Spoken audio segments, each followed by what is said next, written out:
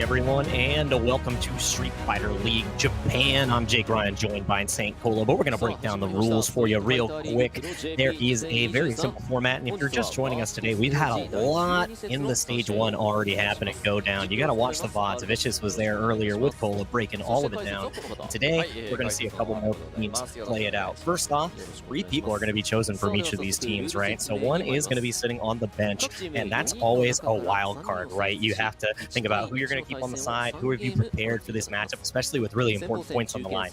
10 points in the first best of 3, 20 points in the second best of 5, and then we go to a best of 1, and there's a 5 points right there. And again, it is so difficult, that tiebreaker, best of 1, anything can happen in that type of set. I know how electrifying and how volatile this game can be, so that first of 1, we saw what happened in last week's episode. It can blow you up even if you're prepared. But man, Cola, how you feeling? I'm feeling like it's do or die time for a lot of these teams. We've already sent Hiroshima Team Izuka to the stands like some fans. We're going to be sending 2 more teams today.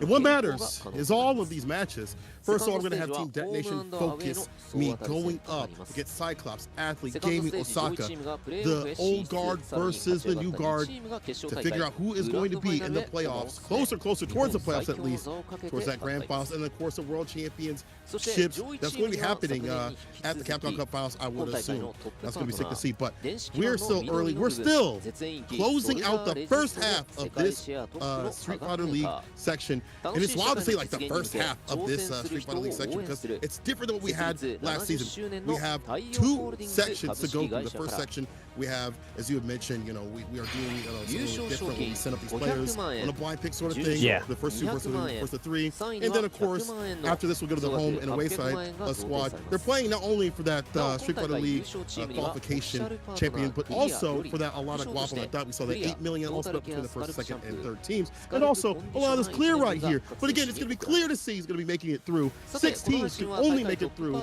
that second section. And again, Detonation sitting, waiting, hoping that after they get their victory, possibly like a 40-baller, that Nagoya Ojibari Star, who you know has already got to take their is like 130, I think is what their team is right now. Yeah, they're at 130 right now, so it is so close. Yeah, and then Good 8 squad that they more importantly don't score anything, right? So like this is do or die time for these teams. Good 8 squad, Detonation. How you feeling about these matches, bro? I mean, it never feels good when there is a head-to-head and the result is out of your control, right? So obviously, Good 8 squad is going to be playing at the end of the day, and DFM, we need to see a 40-baller if they want to survive, because that puts them in the best possible position for a Good 8 squad to really flounder. And it also puts the pressure on them as well, right? When you look at that, and it's like, okay, they performed incredibly well. How are we going to get that 40-baller as well to match up? Because if they both get 40, it's going to go to Good 8 squad. That's just how the cookie's going to crumble. And Cyclops Osaka Gaming in the first matchup, I don't think there's a bigger hill to climb right now, especially with how much these players have been shining online and in their streams and in the Street Fighter League Japan, right? Like you look at Fenridge, one of the strongest JPs in the world right there with Kakeru. You have Goichi, just a legend over time, and much more. It is just way too much to handle, a lot of pressure, and it's you have to make it happen in this set, right? The first set I feel like is the most important for the entire night because that decides the rest of the leaderboard, who gets to that top 6. 100%. We'll be seeing one of these teams come up on the deck real soon. It's Team Detonation FocusMe. Let's focus in on the attack on Heavy Tank, the one that's always hungry for victory. It is Fudo coming through with that DJ and Sim play right after. It's going to be the trickster, always tricky. John Takuchi, the youngster, on that receive, doing a lot of damage and getting stable and starting with that character. Shippu Jirai, the evil Japan champion himself, now with that Ken, getting stronger and stronger, and all of this led by the meal ticket himself, Itabashi, Zangief, and I do mean Zangief. You see him doing the facial features, but it's all serious business. As we mentioned, they have to be perfect, 40-baller and nothing less. Yeah, especially, I mean, this stacked roster is one that can make it happen, and blue side is just as packed. Cyclops, Osaka Gaming, legends throughout entire games, Kazunoko, a heavy hitter in multiple titles, a Street Fighter legend, unbelievably strong, the Win Devil, I call him the Boogeyman, Gogura. On the stream, he always has that imposing will, man. It's so beautiful to watch. And the robot himself, the theoretical value of Fen Rich, absolutely. He's so respected, man. Like, he plays demonic, but he is a legend. And Goichi, the extraordinaire, coming in once again, a Chun-Li legend. How can he bring his A game to the table today and shut out the hopes of DFM? That's what we're going to be seeing here today. Osaka versus the likes of DetonatioN FocusMe. I cannot wait, Cole. It's going to be fire. It's going to be flames. It's also going to be depressing. Again, Detonation has to play perfect. So, like, the order, especially in this blind pick scenario, is going to be even more important. And it being blind pick makes it really difficult. Like, you can't strategize as you used to, like the home and away side of thing that we had previously, and what we'll have also in our next episode. Let's see what's going to come up. It looks like it's going to be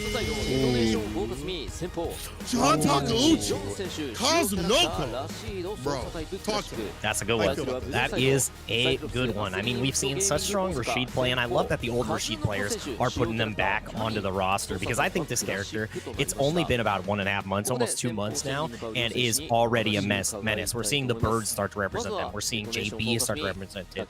John Takeuchi as well. This character is bananas. Has 6,000 damage extensions off of the level 2 super. Some people call it an install, the strongest install. It's not an install, but the tornado definitely be spinning. And then on the other side, Kazunoko on the marquee character. Like, that is a Cammy legend right there. And I feel that Cammy can have a really good job here. It's really going to be determined on how the whirlwind shots really control the pace. Like, can he get the charge? Can he really stop Cammy? And is Kazunoko going to have the heavy spin knuckles to get all the way through? How is he going to really apply that pressure? And can he stop Rashid's onslaught of pressure? And Cammy is definitely one of the characters to do some of the strongest strike throw pressure in the game, some of the best walk speed as well. I'm just excited to see this match, because I know both of these players came prepared, and this strategy to start, I mean, there's only 2 more players you can pick, right? And starting with the heavy hitters of Kazunoko and John Takeuchi, what else could I ask for? You're putting your weight on the shoulders of every match, obviously, but especially like that first one to really start the charge. John Takeuchi, he says, I can't say I'm not nervous, but I'm ready to get my team to the second stage. Kazunoko says, I've played a lot of Rashid, which is crazy, because I feel like that's a character that, you know, I don't typically see besides, like, you know, Gachikun, he's playing out in Japan. You know, obviously we have JB over here in the US. The Birds, as you mentioned, too, as well. But, you know, in totality, I feel like he's like an investment character you got to put a lot of time into. But he says also that I say Takeuchi's Rashid has many moves in his stock. You know, real quick, I want to look at John Takeuchi's record. It's 3 out of 6. That means he is 50-50 right now in terms of wins and losses. Last time, he was pivotal in taking down Hiroshima Titsuka, took down Aqua. On the side of Kazunoko, looking at his record real quick, he is 3-5, so a little bit better. Less games played. Last time we saw him, he won against the Legend Slayer himself. That was Jazzy. Yeah, and that's how you can see it breaking up there. And again, Takeuchi right here. 前節のアクア戦ではまさにその USR が決め手となりましたよね。とんでもない爆発の仕方しましたね。 Oh man, and as we continue to go through this, you're seeing the rest of the records here. And I mean, this head-to-head is going to be so hard. And even though that Rashid has all these options in the back pocket, right? You're looking into it. I feel like you can win with the character difference. That's how Kazunoko feels going into this. And I feel like that difference, that is a winner's mentality. Win with the character difference. I mean, the difference definitely is the difficulty on the side of Rashid dealing with the aerial approach. That's so very scary. The side of Cammy, I mean, like we've talked about it on Twitter. We've seen the complaints from Rashid players. I fought them too playing that character for a little bit. Is that his anti-airs are not so good. They're more predicted. You know, ODDP can be blown up. You have to really use heavy mixer. They really want you to use heavy mixer because like the frontal part is where you're going to be able to anti-air with. And even that is kind of finicky and kind of weird to utilize. So you have to be ready and be maybe prepared to do air-to-air, so jump back jab, air throw, thing like that. On the ground though, this character is a demon. You know, don't let the quote-unquote stubby normals get it twisted for you. We'll see what happens between the two.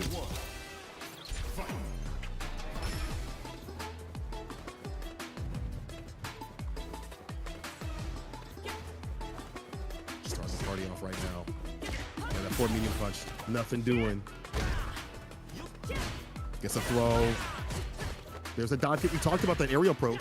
Didn't get much off of that, but that's going to be a very big point. Nice reaction. As the match has started, it is looking incredibly strong so far. John Takeuchi able to get the block on the spiral and the perfect parry.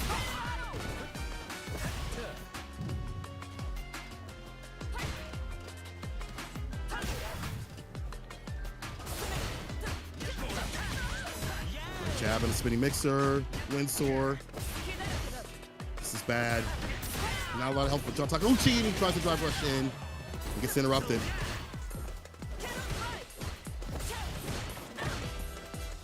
It's spin knuckle. And again, the difficulty right now of John Takeuchi is he doesn't have a lot of bar to utilize. Nice, meaty, crouching, medium punch. Gets the knockdown. Dash up throw. He's about to bring this back. Yassar wants to make this as safe as possible. I don't disagree with this bar usage, but I love the defense here. Drive reverse just to back him up. Again, defense, fantastic from Kazunoko. Where's that offense? He's got to be able to seal the deal. Oh, he just does it. Set it up. I think Odie might have killed. One hit Willie's in front of when it doesn't matter. Still gets a grip. Back throw to doing Kazunoko. Woo-wee. I think Odie hooligan throw might have been able to kill, but wasn't enough. Still was able to clean it up. Kazunoko. Oh, nice. Caught the throw. Tech. Stand fierce connects.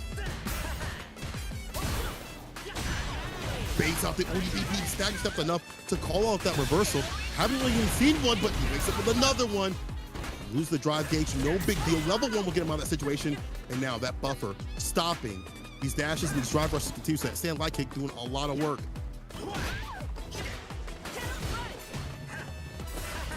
Oh, and this is going to be an arduous battle against this burnout. And oh my goodness, the anti-air may be inconsistent, but there's still a chance for Kazunoko. Drive pushing in the check. You did not have the health to send that out. And we're in a final round of our first set here.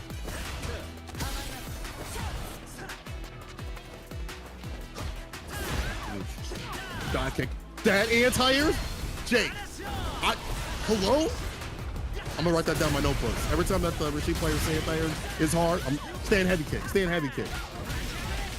It's pretty dang good. It is not the OD version, but you know, the normals can get the job done. A throw, you are gutsy right there. And it wasn't a counter, and that punish counter is huge. The shimmy, John Takeuchi with the perfect, and DetonatioN FocusMe is looking incredibly strong in this, you know, must-win set. You got to get as many points as possible if you want to stay in contention for that top 6 and keep your season going.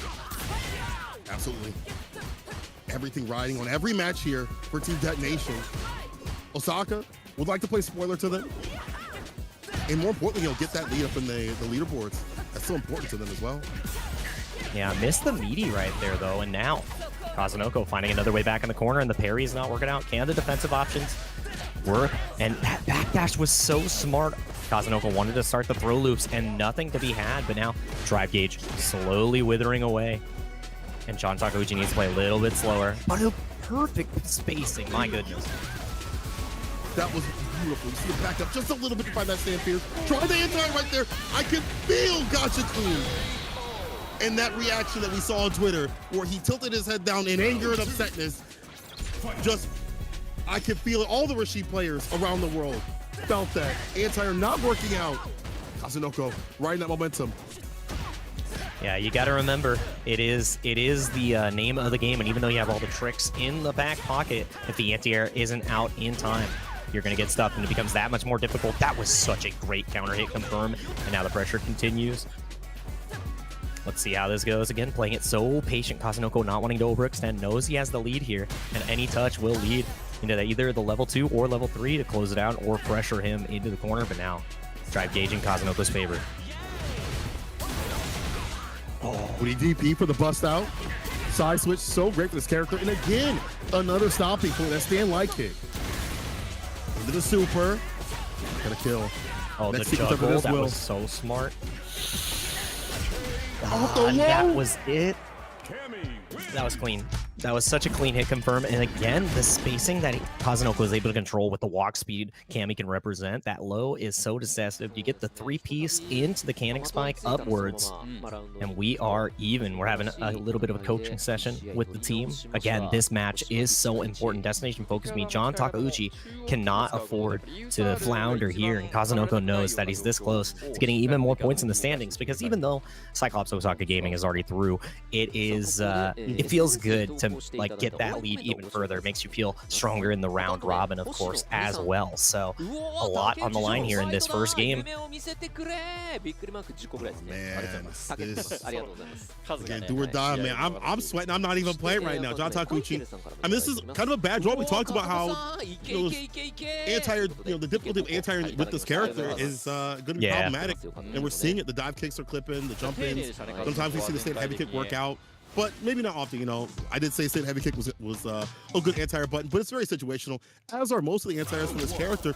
So again, a lot riding on this. John Takeuchi. Yeah, the final game. Oh, starting off strong. And again. Oh, they jump in this time and didn't go for the dive kick. That was John Takeuchi adjusting to the dive kick timing from Kazunoko, but it just wasn't there in that air-to-air stops. Any enhanced approach you wanted to go for, but it doesn't matter. John Takeuchi finding another opportunity in the shimmy, ending it short. The drive rush jab is so potent, so hard to deal with. Yeah, we see that Takeuchi's been really good about keeping it ambiguous, but it doesn't matter. Empty light kick, crouching light kick, I should say. No DP in play right there, unfortunate. We're back though, goes for a medium punch. Oh, but the bust out. Again, that starts everything, but Kazunoko burned himself out. I mean, avoiding the situation that it would have been created from John Takeuchi, but now you're going to have to escape, and the anti-air does connect. You see that John Takeuchi is starting to feel himself, starting to pop off, and I think this is pretty much checkmate here. You cannot escape. That is so good. Set point now for John Takeuchi. So close, and you can see it in his eyes. You see him rocket back and forth. Nice. The Windsor actually interrupting. It doesn't matter. Kazunoko's still getting with that strike though. Cammy. Pushing to the corner continuously. Up on that area right there. That cancel's been working out a little bit too often. You see ODDP delete it off the table, but now it's been working out too often. There's the impact. And the no fear from John Takeuchi there. That is the kind of play you need to represent. One more throw will do it. Kazunoko has the critical hit. Oh, he catches the jump back. Unbelievable. The reactions. I told you, Cammy legend. It's not his first day at the office, and now one sequence can really end it. We haven't seen the bust out from the ODDP, and the low forward connects. Detonation FocusMe gets the first stack of points on the board. John Takeuchi with the Rashid had just enough tools in the kit to make it happen.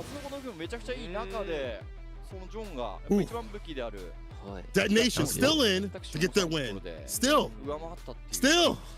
And what a big bet. We talked about how the aerial approach would be kind of hard. I've seen Rashid players say that this matchup, even on ground, doesn't feel like it's that fun. But that aerial approach makes it really ambiguous and difficult to deal with.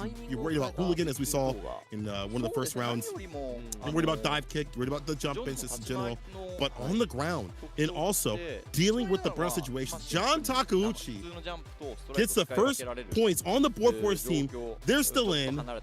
For how long? But we're gonna go to the stats real quick soon and talk about that aerial approach. I can't wait to see how many anti-airs he landed.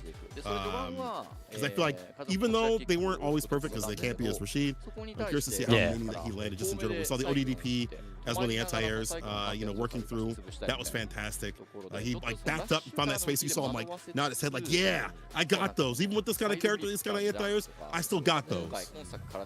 Yeah, and I love that he instilled his will too, was really confident on defense. We didn't see him really bust out with any of the OD mixers, and that's something you need, especially against Cammy, who is such a heavily strong strike throw character. She can really just maul you and run you over with that walk speed. Now we're going to get to see the stats right here. John Takeuchi on the left and Kazunoko on the right. Walk me through it, Bola. So the most important thing I want to detail is the fact that my man had anti-aired 4 out of 7 times. Now that may seem low, but if you're fighting Cammy, you're fighting with the character that doesn't have the best anti-airs. That's quite a bit, and some of those led to, you know, backing Kazunoko off. There's some of the other stats right there, but I just like to see, you know, Rishi players being able to anti-air and find ways to play and work around the deficit of the character. Now, speaking of deficit, Cyclops athlete game OSAKA is on the deficit as DetonatioN scores their first victory. We're about to see who's going to come up. You know what? Forget it. I'm going to spoil the people because we want to get right into it. I want to see the action immediately. DetonatioN's going to be sending up the EVO champion himself. Nauman on that Ken, who's been doing fantastic, at least working up better and better as the league has gone on, where he didn't have the best season previously. Now he's a lot stronger, but has to go up against a multi-game champion, a legend of defense himself. Go Ichi. Man, I love that I talked about this before. Bringing up Go Ichi, the legendary Chun that has been generation to generation of Street Fighter, always present. And Nauman has to fight this out. I mean, I was talking about this with Ringe the other day, and I feel like Chun-Li has a lot of buttons that can really contest and stop Ken's approach. Dragon Lash has a ton of answers. Fireball game can be answered not only by the level 2, but you also have the Hazenshu to go straight through. So you have to be a really cognizant, and I think it's all going to come down to how you utilize the crouch medium punch, how you check with the stand light kick on the side of Ken, or it's just going to be the wall versus the rushdown legend. And Nauman, he said, I'm all for a win. Absolutely agree. You have to get those points in the pocket. This is the time to do it. So Nauman has the right idea here. 100%. He understands what's on the line. You know, going back to Nauman's the amount of pussy he's gotten so far, 3 out of 5. He's played 5 games. He's won 3 games. Last time we saw him, he took down Ichiba. Taking down Hiroshima Team Itsuka. On the side of Goichi, look at his stats. Not so good. He's played 7 games, so only won 2. Last time we saw him, he lost to Fujimura, but before that, last win he got was against Ryusei. So maybe not the stats that he'd like to have. And Goichi says, I think that, you know, Cyclops athlete gaming is in a pretty important position of who's on the border. And again, we talked about these points. Even if they're fine to go into the next round of Street Fighter League Japan 2023, they're looking to be as high as possible. Because if you're in that first place spot, you get to not have to deal with the playoffs. You just sit there chilling, max and relax and all cool. You just vibing. But of course, it's gonna be more difficult than people think. You know, we talked about how these teams every single week are so close and it's so hard to call. Even last week, we saw a lot of 40 bars that we did not expect to see. So it could be anybody's game. Yeah, the back and forth here is so incredible, and like Goichi said, they are going to do their best to get even more points, and there's the exact matchup spread there. Good 8 squad giving Goichi a little bit of a hard time, but as it moved forward, it looks like JP was the common factor, and the thing is, the last time Goichi fought against Ken, I see a big O-L-O-S-E there. What has Goichi adjusted bringing up this matchup? Because if we saw it before, you definitely learn the most from your losses, and we sent Goichi forward with a plan and a purpose. So I feel like that loss was well learned, and I think now we're going to see the adjustments, because Cyclops, I don't think you can afford to lose any more points, especially with that mindset of trying to be as far ahead in the round robin as possible. Phase 2 is in your sights, and Goichi doesn't want anybody to see his eyes. Is this the new tech? Is this the speed reading? Is this the small candies? Is it now the sunglasses? What the lit up drink too? Does that help him? Is that the sight, the senses are heightened? Well, the sides are kind of not so heightened because he uses the glasses, because the monitor, like the lighting on his monitor is too bright, so he doesn't know how to change it. Me and Vicious have offered to fly out there and change, you know, the brightness. Let's see if we can alter the trajectory of Team Detonation right now. We talked about this difficult matchup. These fireballs got to be a little bit more closer, because if you do them too far out, it's gonna be an easy Hazenshu. Allow her to get through. Oh, and you, my God. I feel like you spoke it into existence, and that's all Goichi needs to start, but the perfect parry right back and the wonderful punish. We thought Goichi was in control, but now 1 brick away from, oh God, he's about to burn out, and now Nauman in just clean position, but the level 1 back, the reaction, knowing that Nauman wanted to keep the pressure going, and knowing that the throw was coming, because, you know, you're so afraid of the burnout coming, you're not going to press that button. You know that he's going to try to grab. Anti-air, nice. Nice, little weight right there. Perfectly done. Now puts him in burnout. This is bad. Yeah, you have to try to get that counter trade to try to get out of the situation, but caught him low. Impact, that's sweat, and that should be a wrap. Yes, now mid. first victory. Yeah, and that guaranteed reset is so potent because the one bar wasn't on the side of Goichi. We spent it earlier in the corner to escape, and Namen, with the win in their eyes, completely closed it out, and we're back in the corner here. A level 3 is coming up close, but the up kicks to escape, not giving you any momentum. It doesn't feel like Namen has been under pressure from Goichi off the rip. Oh no. Not at all. Oh, level 3, yeah, let me get your bar. Let me get some of your help, but more importantly, that drive gauge deleted and defeated. And look at this. Dang near burnout. One good Dragon Lash, or like even an OD Fireball, just like that. Now, close to making it a wrap. All he needs is a confirm.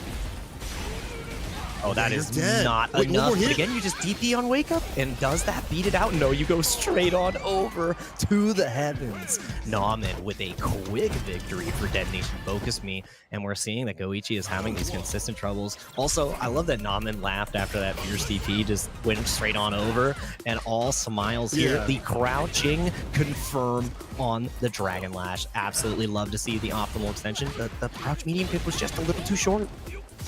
Yeah, a little too far out. ODDP waited and baited. See a punish here. See what Goichi does. Gets that corner kick. Of course, that Oki, which is very important right there, and the throw too as well. Now the fireballs. I want to see him be careful with these fireballs. We see an OD fireball cut through from the side of Namen, but right now he's getting his life cut through. Namen's got to be super careful. Yeah. Actually, he's just dead. Other than dead, we'll see you next round. You're going down, bro. Very optimal stuff. Yeah, Goichi routes it back. Yeah, and I love that. Cashing out as early as possible, knowing that if the round is in your hands, you got it. But sees the stance switch from Goichi, and Namen has these perfect parries so available. That crosscut was ridiculous, Cole. That's fantastic. Here's the back throw, though. You know what to do. Can tailor-made to take it to the corner. In every interaction, no, he thought Goichi would do something. Chicago punish, not a big one right there. We only got to throw, but nice. We wake up with finals to find a side switch, a level 1, back to neutral. And the thing is, I really like that decision too, because obviously you have the OD DP in your pocket, but now Goichi at the deficit, willing to spend the level 1 to find the gap, because burnout would have made you in a terrible situation. This huge counter hit punish, the Jin rise into the level 2, not going to put you in burnout, but it's going to make you second guess these Oki options. Uh-oh. Yeah, that's a wrap. That's the win. Namen sitting, looking to take another point for their team, another set for their team. Very dominantly right now. Goichi has had some answers, but it feels like when the corner pressure is going through, it's even more and more difficult to deal with. Nice, finds a counter combo, enhanced Tatsu, Oki time. Yeah, and I like that. Able to deal with the meaty overhead, saw the run. Perfect parry is typically an option there, but Goichi not representing just yet. Back throw, resetting to neutral. Would have preferred the corner, but now you see Namen playing the slow game here, telling Goichi to approach, but the up kicks was so apt, even beating out the OD Tatsu. One more throw will put you on death's door, and what a reaction! Very smart stuff. And that corner carrying the impact on landing. Are you kidding me? Goichi, real nasty with it. Let's make a decision here. If you're Namen, roll the 10 show kick, frame kill, still gets opened up with the stomps. That bar that's being built up at the bottom. Jake, look at the bar. Oh man, it's not going to be enough here on the level 2 though. You get the air extension just close. Double overhead connects again. The counter hit. Goichi evening up the score.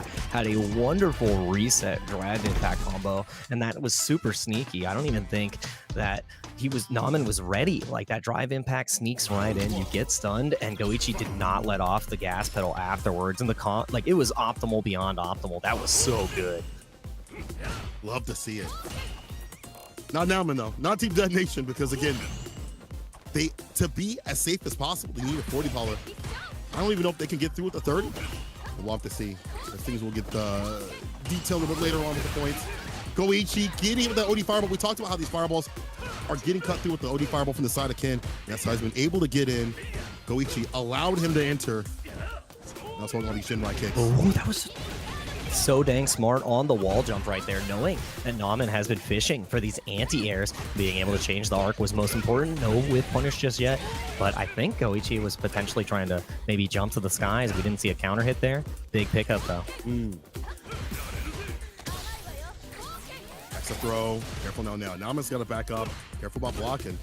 Active defense is better right now, if you can do so, because you don't want to put in burnout against this character. Oh, dash, using that dash speed to sneak underneath. Yeah, so dang good, but didn't reach with the throw. Oh, the burnout is so hard here. You're not allowed to throw any fireballs because you can see Goichi buffering with the level 2 and just throwing out the fireballs. He went for the risk, and there, that was so smart. The OD fireball comes out, knew that Namen had to approach, and now it's a set point for Goichi, and it starts off incredibly strong. No perfect parry this time, and we're getting closer and closer to the corner. Look at these cute little resets that we see from Goichi. We saw the drive impact sneaked in. This time, you know, Namen stay solid against the overhead, but dangerous. Oh no! Double spinning. That is kick. a Full amount of corner carry. Look at the bar at the bottom too. That level 3, like one more sequence to the level 3, could be the victory here. Yeah, and the thing is too, that's that the party starter. Get the yellow. Oh, yeah, this brother. is gonna be burnout. No, it's even beyond burnout. If you're not dead, then you're on death's door, and that is gonna be enough. Goichi with the 2-1 over Namen, striking out DFM's hopes for even more points, and that you can see the impact on Namen's face. Knew that this match was of utmost importance, but again, I think it really ended after that stand light kick into the DP got blocked. Goichi knew that that the win was in their hands, and with that meter on deck, with how optimal Goichi has been, like, did not drop the situation. So really rough for the side of DetonatioN FocusMe. I wonder who their anchor is in this position now, because you've got to be beyond ready. You have to win this match. If you don't win this match, Good 8 Squad is just sitting there, one game, and we're in. That's all it takes. Rubbing their hands, looking at their lips, because they know it's almost over for them. But it's one of those things where I feel like there's a lot of drops to the side of Namen, like a lot of errant DPs. Maybe they're supposed to be fireball, things that you thought he was supposed to confirm, you know, like you just kind of autopilot a little bit. But those led to moments where Goichi was able to round it back and then steamroll from that. And also, we talked about some of these elements, like, you know, it's hard for Ken to establish that neutral that he would typically like to have, like with pokes like fireballs, because of Zanchu, and then of course the level 2 to cut through. That did a lot of damage as well. And when Namen was on the back foot, it just felt like it was basically over. On the reverse things, like Namen, when he was, you know, he's in first place, he kept it as consistently as possible. It just felt like the mistakes kind of led into those errors, and it's got to be one of those things where it's like the team is riding upon you to get that victory. We're gonna see like the whip reversals right here. Yeah, that 1 out of 3. That's bad, bro. That led to, even though it's like such a small thing, it's like 3 reversals. That leads to so much to Goichi routing it back, getting a lead, building a bar, getting the victory. And 100% in terms of anti-airs from the side of Goichi. Fantastic stuff. Not so much on the side of Namen. Yeah, getting that 1 out of 3 is so dang rough, especially with how we've seen Goichi really navigate and how he set up the game early too, right? We talked about the fireball nullification, and the first fireball that Namen threw was answered with OD Hisanshu. So if that's any indication of how the set's going to go, you're so afraid to use that tool. And we saw it from time to time, and there was another moment where a fireball comes out, you get the level 2 punish, and Goichi just runs away with it. So Goichi prepared for this match. Obviously, the previous loss was a huge learning lesson, and I feel like that's what's most important. CYCLOPS OSAKA Gaming believed in Goichi, and that's why they were sent towards Namen, and it paid off excellently. Now it comes out of this, the anchor match. DetonatioN sending up their final member, Fudo, on the DJ. Now Fudo was a big point earner throughout the league, year after year, no matter what team he was on. This time, taking a look at his record, not so much in terms of points overall. You know, 3 out of 8. 3 matches he has won, 8 matches he has played, so not the best record. Last time we saw him, he did get that victory against the Legend Slayer that was Jazzy. Before that, had lost to Mago. So like his score's not so good, but needs to get that victory out here for this team. For DetonatioN. Finrich, though, man, is doing some work. 4 out of 7. Doing a lot of work, and defeated Aqua in the mirror match, which was kind of wild because Aqua felt like he was like the master of the mirror match. He took down Nemo, but it was Finrich that took over, you know, that mantle of the best mirror match JP out in Japan. Let's see if he can take down one of the best DJs in the business. Yeah, and I love Fenrich's prep right here, just getting completely into the zone before the set. I love how Goichi and Fenrich, because they've always been working together, playing together on the team. And Fenrich, ice in his veins. He is focused, eyes on the prize. There is only darkness until we see the light of victory. That's what Fenrich is going for. And Fudo, he says, if I win, we have a chance to go to stage 2. And he's excited because then you got to look towards match 3, right? If we're able to even it up here, oh, dude, that is going going to be such a decider. So I really hope Fudo is able to clutch it out with this DJ pick. And I feel like DJ is actually pretty good at dealing with the likes of JP, one of the best drive rushes in the game, the double fireball to deal with the ghost, and you know, you have that traditional reversal as well. So I think it all is going to come down to Fudo's prep work in this matchup, because Fenrich is he is the tactician if I've ever seen someone play in such a fashion. So I need to see how Fenrich brings that execution to the table, because every time he touches you, it feels like he does your entire life bar. It's ridiculous. Bro, with JP too as well, it's gonna hurt even more. But I think you're right. I think DJ does have better time than other characters. Drive Rush Stand Fierce is like also fantastic. So like the entry points of a Drive Rush are really good. Safe jump sales for days from this character off the knockdowns, especially up in the corner, are going to be pivotal in dealing with OD amnesia, which has been the topic of Twitter too often, unfortunately. Fenrich, he says, I'll do my best. The eye mask has a relaxing effect and makes his eyes ready for the game. He'll need to be not blinking a dang near second to go up against the likes of the fastest drive rush in the business, that is DJ, bro. You cannot be blinking when Slurmsugi Shansavicious appears on the screen continuously. Gotta be able to check and challenge that character. And I mean, JP has a good way of dealing with that, right? Crouching medium punch is a really good stopping tool against any drive rush.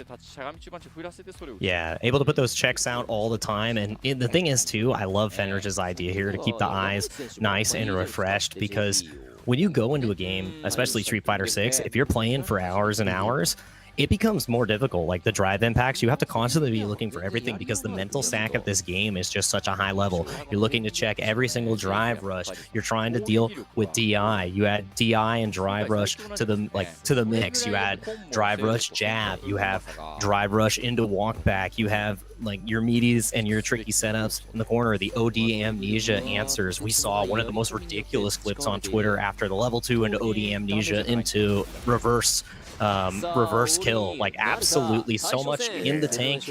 And it's the match that I feel like is really going to decide Detonation FocusMe's future, unless Good 8 squad completely drops the ball. So we're getting into it. 3 out of 5 here. Fudo finding the first hit. God, against a stand medium punch. I was told that button was not whip punishable, and Fudo showcased with that stand feed. ODDP talked about that bust out. Being able to route this character right back up in the corner. Drive rush in for the throw. Finds a punish counter. One more hit will seal it. One touch. And he'll take that trade any day of the week, have the health to contest with. Yeah, Soda ain't good here, and Fudo knows that the name of the game against JP is the unrelenting pressure. Do not give the old man a chance to breathe. Just punish him over and over again. That's what the JP stands for. Oh, now I know. And now it's time. Teleport in ODDP again. Love to see Fenrich bait those out. That might be the way to play. Like maybe stagger step to these normals a little bit just to bait it out. But level 2, you gotta be holding parry. And he was not, unfortunately, caught up in the blender. Yeah, and the thing is, he was just below half a brick there, so parry would have automatically burned him out. And in that situation, Fudo just had to take the mix. Doesn't take the most damage in the world, but now going to get closer and closer. The sway works out so excellently, and now one touch away. Critically not in that critical art range, and that jump in was so good, but not the full confirm. Fenrich now on death's door with that gauge. Let's see, can Fudo find the hit? Step. You saw me, you try to stagger step. Oh, level 3! Taking the old man to the massage parlor, the first victory. The side of Fudo from the back. Let's go from the front. Not finished. Fudo taking that first victory. That just cool light kick, hitting that crouching medium punch, and then we see Fudo, instead of going for the ODDP bust out as he has been, because Fenrich tried to sniff it out, we see him wake up with a stand light punch instead, the safer option. Very smart stuff. Rotating the defensive options perfectly. Fudo with the first one. Yeah, Fudo with the Islanders backbreaker. Gets you straight to the beach because the recovery time is way too long, and I think that's from the knots in his back from the Shadaloo accounting. It's a lot to handle. Back throw departure. Gets and again, we talked about medium kick. Yeah, these drive rush buttons, bro. Like these knockdown situations that have been real nasty. You gotta be careful of this character. Oh, and again, the sway right there, but Fenrich so ready with the parry, and I know that a big discussion has been that parry is one of the strongest tools in the game, and we're seeing that get represented here at the highest level. How are you going to escape this corner? And there is no escape. The fate on the OD Amnesia, the level 1 to close it out. Fudo looks unstoppable in this matchup right now. I mean, this is one of those matchups that you probably lapped out. Maybe one of the top 3. You know, you see this character a lot in tournaments. Top players are playing him. You got to be ready and steady. Fenrich's not looking so good right now, caught up in the corner. Fireball stand, overhead. OD DP has a reaction immediately. Yeah, not able to get the walk back DP here. We saw that come out in previous DJ sets. And again, the level 2 just ends up connecting. Going to be so close to this burnout here. Fenrich doesn't have to spend, just gets the portal set up. And now an even larger sense of control. Actually able to get rid of the portal, and I think that was so important, but it is a wrap for that round. We're going into the final round for this second game. And Fenrich brought that momentum back in his hands. I like that the neutral jump, looking after these like buttons that try to leave the corner like sand heavy kick punish counter. Would have been fantastic. Yeah. Fenrich was a step ahead. Drive rush for a medium kick, but there's the OD Amnesia. And the back throw. Positional advantage. Yeah, luckily not getting the extra follow-ups from OD Amnesia, and that was the closest fireball. Keeping it safe, knowing that Fenrich can bust out at any time with the Amnesia, and that is a huge miss. Fenrich is going to get so much off this situation. Do we opt to level 3 or maybe save it to get a cursed level 2 set up? And that might be what you're going for. Unless he gets the hit here, there's the level 2. Let's see how this goes. Defense. Still caught up in the corner. Pistol cancel, you can't jump. Level 1 puts it right back in the corner. Fenrich. Now it's backing off, getting that bar built back up. Now back in business with the OD gauge. Perfect parry. Yeah. Trade. One more hit. You take one more trade. It should be it, but he could take him to the massage parlor again. Buy one, get one free. Oh, he's just got to find it. There This it is free off the light punch. Starter. Oh, you're dead. And that is Fenrich reeling back right there again. The Islander special. Completely setting it, and that is the clutch factor from Fudo. Fenrich had an entire drive gauge to work with, tried to walk it back, and just ran out of space. Needed one more trade to do it, and what would have been a 1-1 even match, Fudo is now up 2-0. This is great. We've seen Fudo be like a clutch master, you know, for his team. When he's able to get those victories, especially in the anchor matches, he's been able to clutch it out from like the brink of defeat. Some of the most exciting matches have definitely came from this team and from Fudo, what he's provided. Medium so Bob, but right now it's about to be a blowout, to be honest. Oh, and catches the jump there into the confirm. I'm really loving this play from the side of Fudo. Not going to get a full punish, able to deal with the Amnesia, just kept him locked up, stuck in the corner. And a full drive gauge to work with. You are absolutely done. Set point now for Fudo. It is looking like a closed chapter in this match. Can Fudo finish it up? Clutch it up, falls the fireball, that double fireball as you mentioned. Just so hard to deal with. Even if like you try to neutral jump, you're gonna get clipped. Just cool, light kick coming through. And that punish counter, get the follow-ups. Big part of any DJ's breakfast. Oh, able to get the perfect parry right there because Fenrich knew that he was a little bit negative, but now going to be in burnout. One more touch will do it, and you are so stuck. Plus frames unlimited, and he challenged at the perfect time. Fudo left just a tight little gap, and now able to make it happen. The level 2 comes out, though. Can you keep him locked down? Oh, it connects. Hold on now. Still one more hit to do it, Fudo. Gets it off the light punch again. Level 3, that's going to be the win. That's going to be Fudo. And Team Detonation still in the game, still alive. He said, good night, hands light NyQuil. Fudo gets the kill, 3-0. Yeah, would have loved to get those extra points in the tank there. That extra 10 would have meant the world to DFM, but, you know, 30 has got to feel pretty good. Fudo with the big old win right above him. And Fenrich was reeling back almost every single one of those games because he knew that it was in his hands. He was one decision away, one adjustment, and even one button press to really close it out and slow down the momentum from Fudo. But once he started, it felt like he did not stop. And DJ, like I said, the drive rush checks and everything he was able to present, Fenrich got scared. He started trying to perfect parry and the throw. It felt like Fudo was right every time. Yeah, and I think that is a really important thing to point out is like him being right, especially on defense. Wake up saying light punch after he had kind of conditioned him to look out for ODDP early in the set too as well. These first threes, you get more data, you give more data, but that former part is very important. Like you're giving people data to be like, hey, I love the ODDP, and that helped lead to his victory because it made Finrich like really think about, oh, what do I have to do on this dude's wake up? Like, what am I stagger step? I got to stagger step a little bit, but that allowed that stand light punch to come through. And then, as you pointed out, the drive rush not being checked and challenged. You know, drive rush light punch starts into so much for DJ as long as he's got bar. Like, a character can dump it out. Yeah, has a whole lot in the tank there, and that match win actually means that Oja Body Star is guaranteed to be out. 30 points on the side of DFM sends them right past, and sadly that is another team out of the running. Remember, only 6 can remain before we get into that next round, the round robin, where it is going to be one of the hotly contested. Anybody can take it, honestly, and it is such a you don't. The matchups are going to be so hard. Like, you cannot consistently beat these other guys. We're seeing most of the records, at least like the best one is like maybe 50-60%, right? And you got to up those numbers, especially when it's time to shine. So we got Kichipa talking right now. Not Kichipa. Itabashi and Geef. Sorry. All the Geef players, they're getting me confused. They meld into one.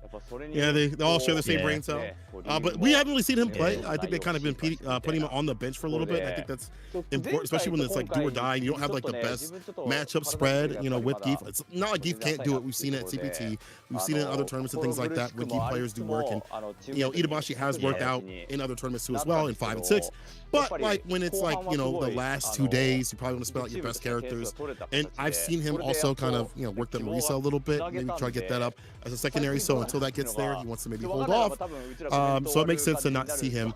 But man, Detonation really coming through. We haven't really seen them come through like this in a long time. Usually they've been like a bottom team continuously throughout the league, and to see them really put other teams on the back foot showcases year after year that they've really been putting in the work to say, okay, every time I come up, I got to get better. Itabashi says, been about 3 months since league started, and I was lacking practice, so I was out today. So even he recognizes, I don't want to pull the team down because I've been lacking practice, I've been lacking a second out here.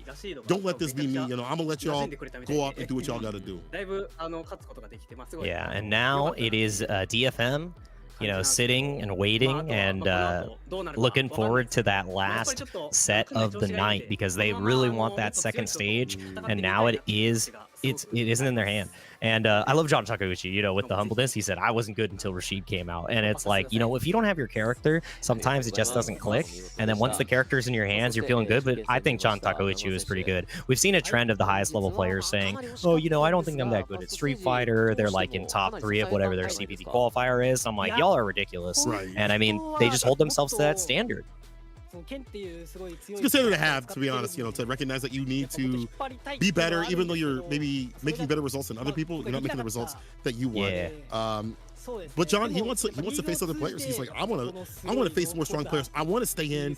And so again, hoping to stay in the second section. As you pointed out, all dependent on what Good 8 squad provides, because let's see, Good 8 squad's 125 points. Detonation after this is 40 points. So 20 points is all Good 8 squad needs to surpass them, I believe, if my math is correct. Yeah. About 20 points. So 2 matches or an anchor match is all they need. Yeah, that's so difficult, right? Because you could save your heaviest hitter for that anchor match from Good 8 Squad. Remember, they're last year's champs, so if they ended up not making it to the round 2, that would be a defeating blow. It would be, you have to reevaluate exactly how you've been practicing, how you're approaching the matchups. And Nauman had a few words too. He knew that he had to get the win for the team, but sadly he wasn't able to close it out. And with that pressure on your shoulders, it's pretty hard. And I love Fudo. He's like, we lost the first 4 matches, but we won the last 4. Absolutely. You know what? You got us in the first half, but you better not see us in the second half. You never know what could happen. We may be 0-26 by the first couple of games, but when we get back, it's 26-26, baby. 50% win rate. You know, you'll take it. You probably don't want to have to deal with the fact that it's relying upon what Good 8 squad does. And it's not like the team that Good 8 Squad's going to be fighting, which is Shinobism Gaming, is going to be like anything easy to face, as they've proven historically and even throughout this league. But you definitely don't want to have to put in the hands of somebody else, and then also, the other team that's trying to surpass you and what they're doing too as well, like on their lose record. So it's one of those things where they've already said that we did our best up to this point. It's impressive that the last 4 games that they played, they have won, even though they started out on a bad deficit. And it's hard because like you want to root for like they are the underdogs. You want to root for them. You're like, yo, let's go DetonatioN. But Good 8 Squad not making it in is also kind of wild too as well. You mentioned them being champions. They're champions of Street Fighter League and also the World Championships. That's them not making it in is kind of wild. Yeah, and I love the sentiment from the team too. Fudo saying we did our best with everything we could do, and they couldn't understand the game until they started getting wins. And Itabashi Zangief really thanks all the fans and everyone who has joined their plays. And if they are able to go to the second stage, I expect really great things from these teams, especially as they said they've been able to figure out the game once they got the wins, and that's 4 wins in a row. Imagine what else they could do with more time. And talking about the points too, we saw 140 now for DetonatioN FocusMe, and Good 8 Squad is at the 125. So if they win the first game and end up losing the next 2, Good 8 Squad doesn't make it. So I feel like that the first 2 games or the anchor match is what you have to prioritize yourself. So maybe you take the 1/3 shot to make it happen. And yeah, like I said, I expect a stronger performance if DetonatioN FocusMe is able to go forward. And they want to show that performance as well. They want to show the world and the rest of Japan that they are not a team to sleep on. And now that they understand the game, they're a force to be reckoned with. It's wild that we've even had this league start so early in the game's lifespan. I think it's been great because we had the blind picks to kind of curb a little bit of that to help out, I guess, to make it more of an even playing field, I guess I should say. And it's helped out. I feel like it's helped in terms of like, there's not this immediate matchup I have to worry about. You're kind of setting up your players and you're hoping that you can guess the order of the other players even more so than before. But man, Dogra said, we are the players who are the strongest ones from different games. That's something you can only expect from the likes of the Wind Devil as we get the closing remarks here. CYCLOPS, this was their last game, obviously, as they go into the second half, and maybe don't get the amount of points that they'd like to have, ending things out. They definitely want to leave with a lot more in their pocket instead of just 10. But he does say that, I think we were able to show that. We've definitely seen them become the new kids on the block that are the ones to watch out for, right? They had a very explosive couple of games. Win or lose, they were always the ones to be looking at in terms of like, man, these cats, we got to be looking at these dudes. They've been playing like they've been here. They're not tourists at all. They have been living here for a long time, and that's the way they've been acting and playing. And that's why they've been moving on to the second section.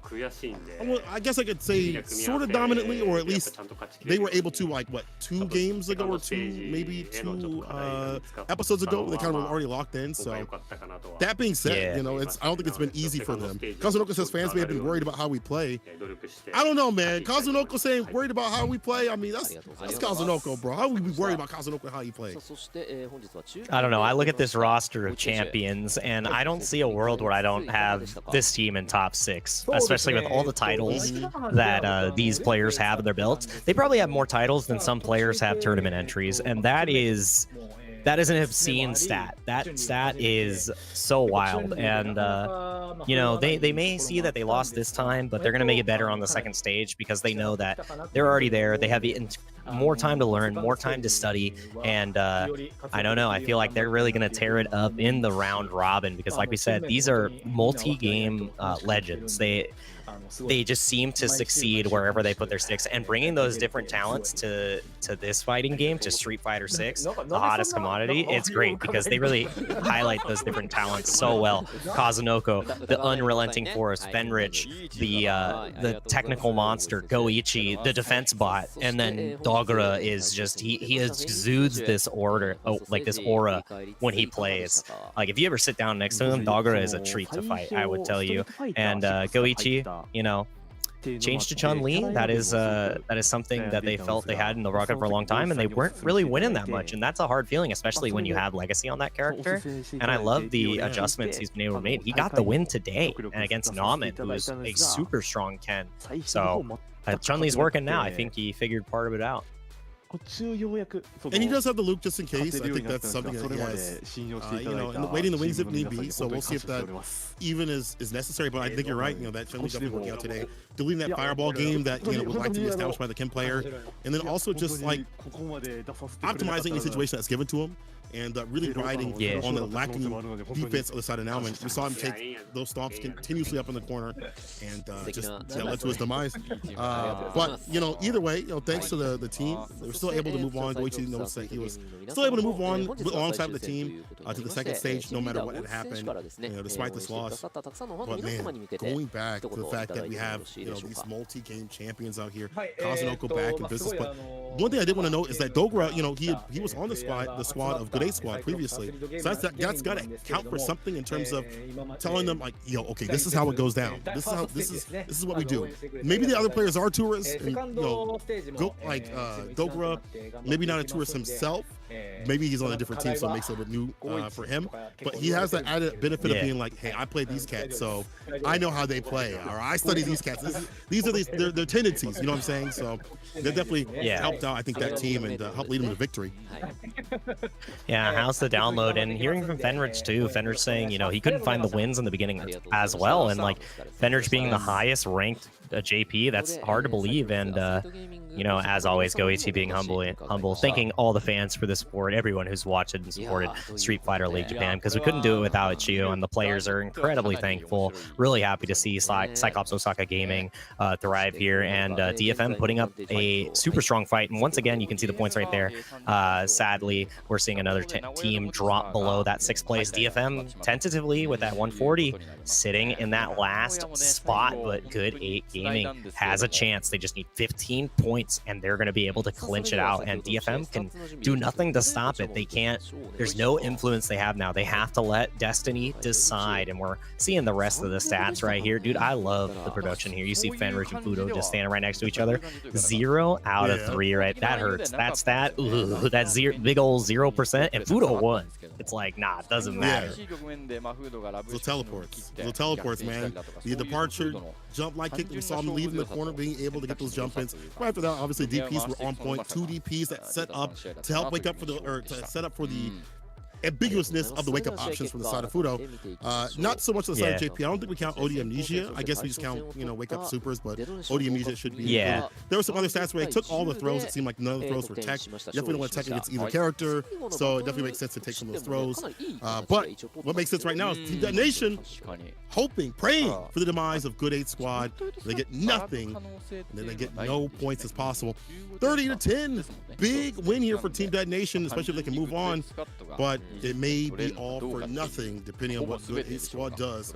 We'll see how that occurs at the last match. We have still one more to get through, and that will be Shinobism Gaming going up against, that's Saishunkan Sol Kumamoto going up against FAB Gaming.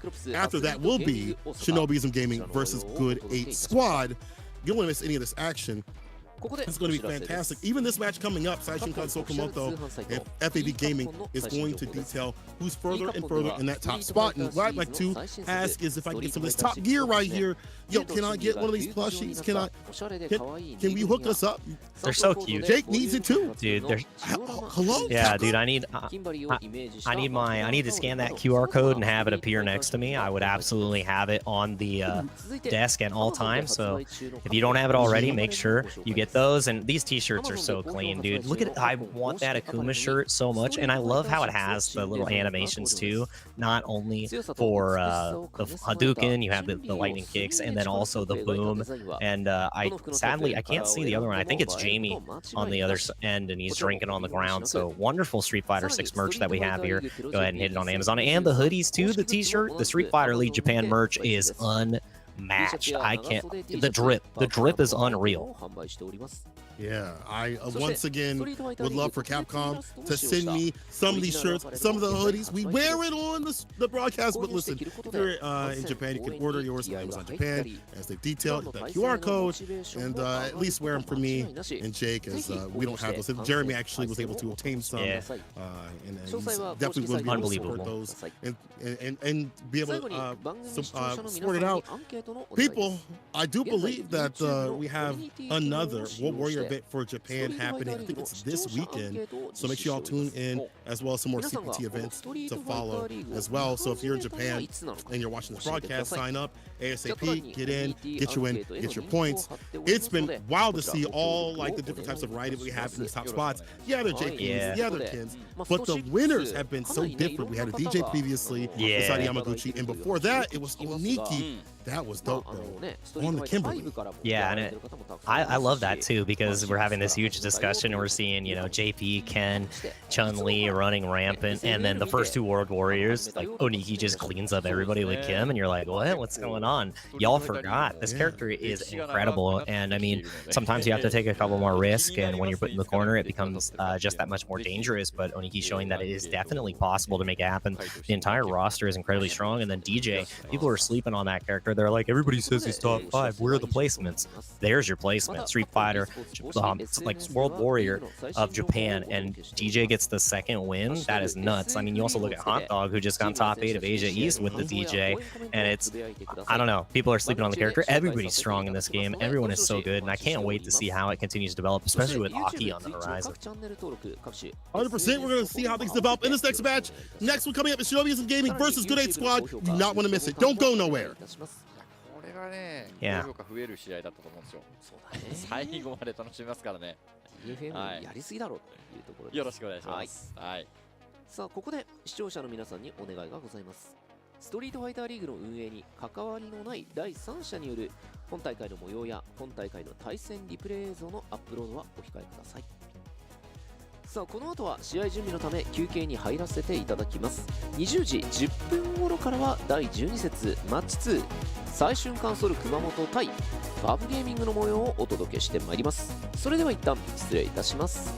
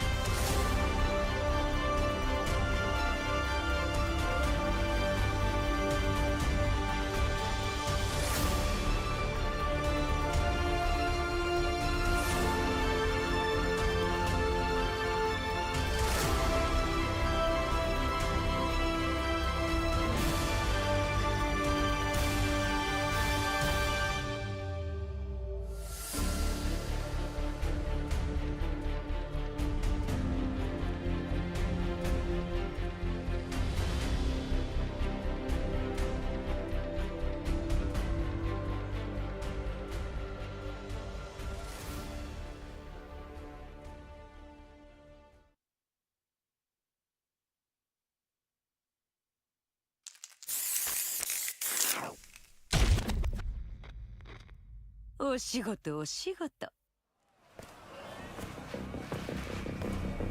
吸入されたコリアミルチンの中枢神経系でのガンマアミノ酪酸受容体をブロック、痙攣性筋収縮が発生。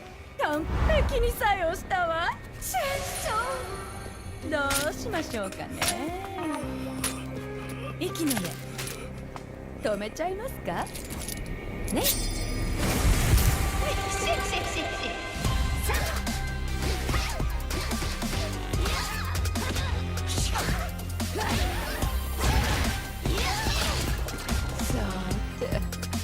お手入れお手入れ、毒がよく回りそうですね。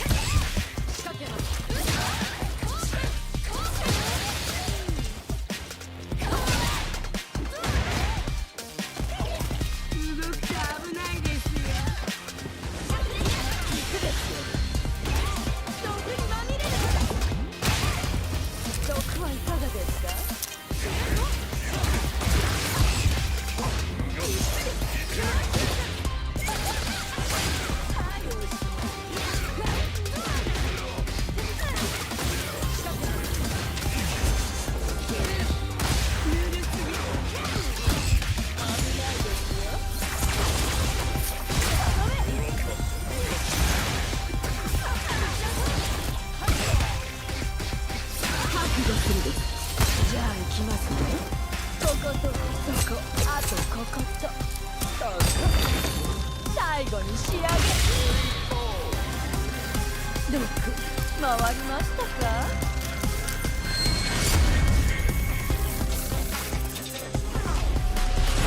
Street Fighter 6.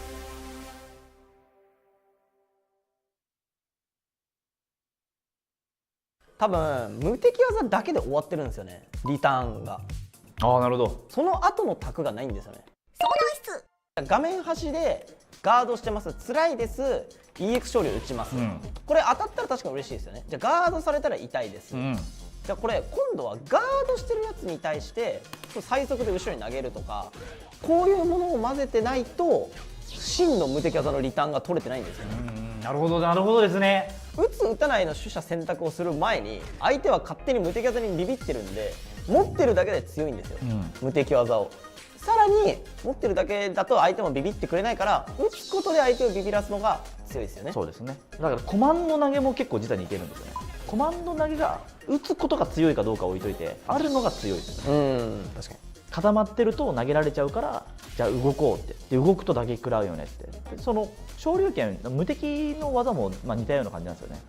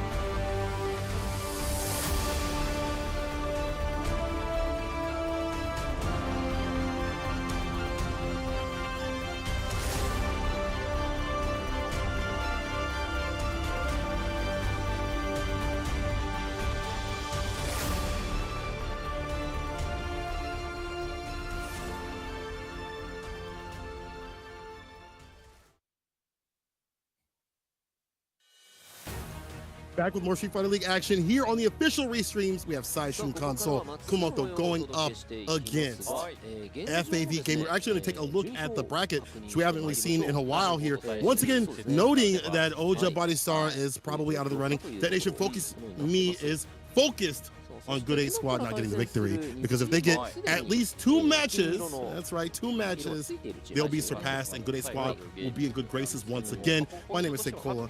I am joined with Jake, my dog. How you feeling about this action coming up for our second match of the day? Dude, I'm feeling super good because Saishunkan Sol Kumamoto, right? They are 20 points away from putting themselves, actually 10 points away from putting themselves in the lead. So they just have to win 2 games or just the anchor match, and then they are going to overcome that #1 spot, and that has to feel good, right? So a lot on the line here, especially for that round robin.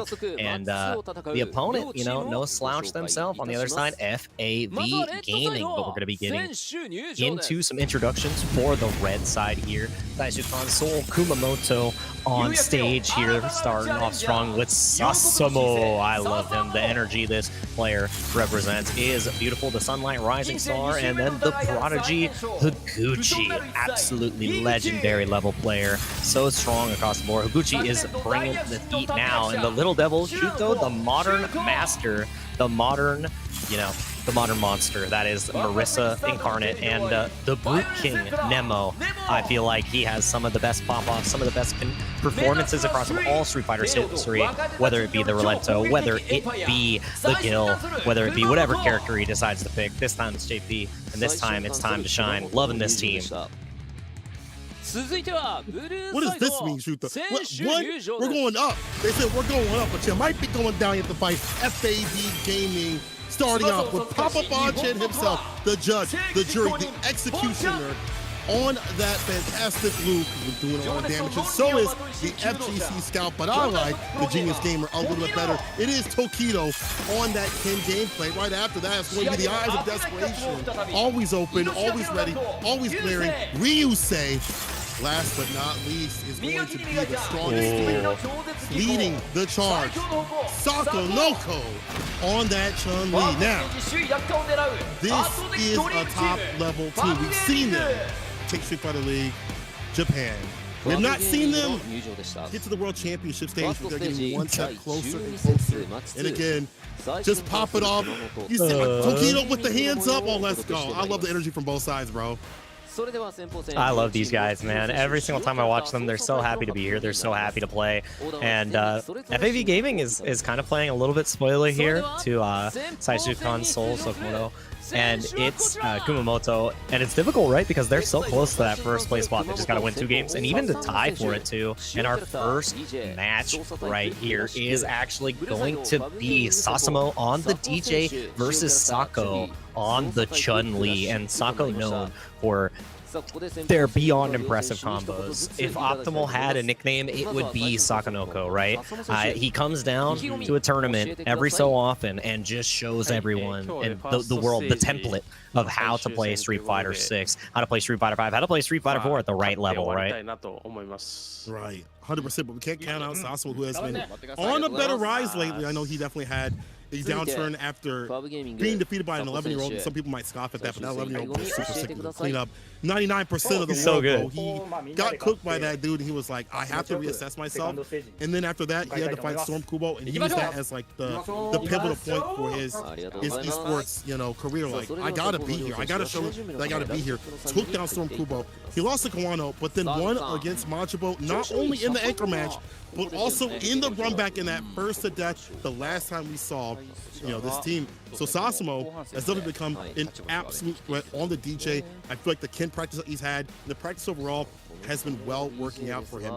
On the other side of things, Sako, we've seen him only have 2 out of 5 victories. That's 2 matches that he's won out of 5 matches that he's played. Last time he's played, he lost a mirror match against Moke, his training partner. Before that, Fuji Mura. But at least he got the first 2 victories, when he started out against Aqua and KB. So, I mean, Sako says, I want to have fun and win and go to the second stage. Sasamo says, this is the last match in stage 1. I want to end with a win. Yeah. Yeah, and as you can see here, Sasamo with the 3 wins and 3 losses. So you want to end with a positive record here, starting off on a positive note, playing here first Gotta feel good. I mean, and you come back from that loss earlier, and you definitely want to adjust and come in stronger. And Sako has definitely had a hard run in the last 3 showings. JP, Ken, and Chun-Li have all been able to take him down. But DJ is not on that list. So I think if Sako's coming forward, definitely will be ready for the DJ. I want to see how he's able to navigate through this match. And like we said, they want to have fun. They're already going on to the second stage. Now it is time to really show some of your, maybe not your hidden tricks, but some of the highlights of your gameplay. How are you going to really wow the fans? How are you going to like surprise the other players before you get ready to round 2? Because I mean, think about it like this. Now is where you put your play on the table and you make the opponent scared of you. They're not going to know what to expect. They see how dominant you are or what is catching you off guard. You don't want to show any weaknesses, right? So I'm loving this. We're getting into it. Sasamo versus Sako. Let's get it. The first match of our second series of the night. As we said, Saishunkan Sol Kumamoto versus the side of FAV Gaming. Let's get it. Already getting a jump in. Fantastic punish counter, forward media kick. Put him plus frames. Getting the crouching media punch. Strike throw goes to the low, but Sako blocks it out. And just slips in a crouching media kick. You see that confident walk in? You know, that beautiful walk speed from this character? Yeah, and I think that's one of the strongest things about her, too. She's so dang fast.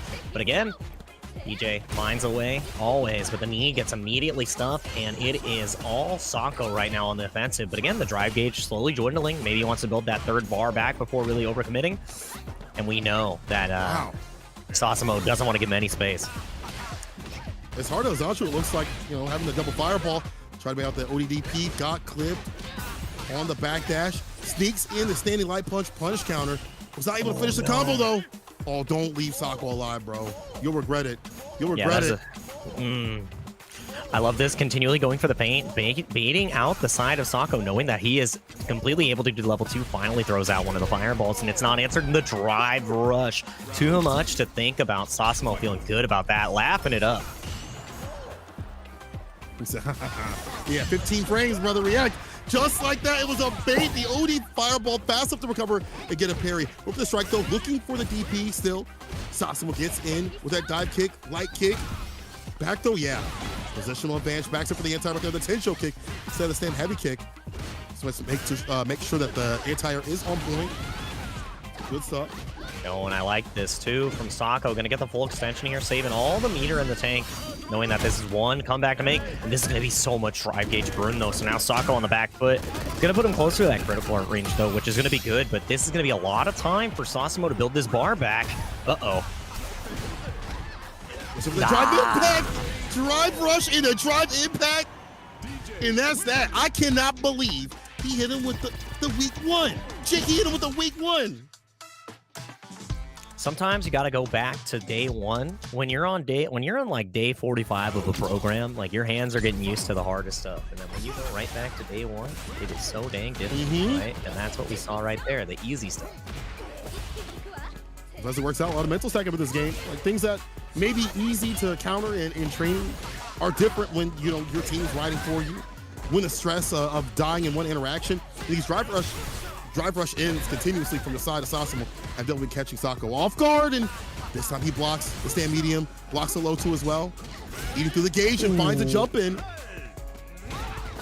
Yeah, and I love that pressure too. Very similar to how Cammy wants to go in with her dive kick pressure. The knee just sneaks right in on any of those low buttons after the triple light, you know, universal kind of option.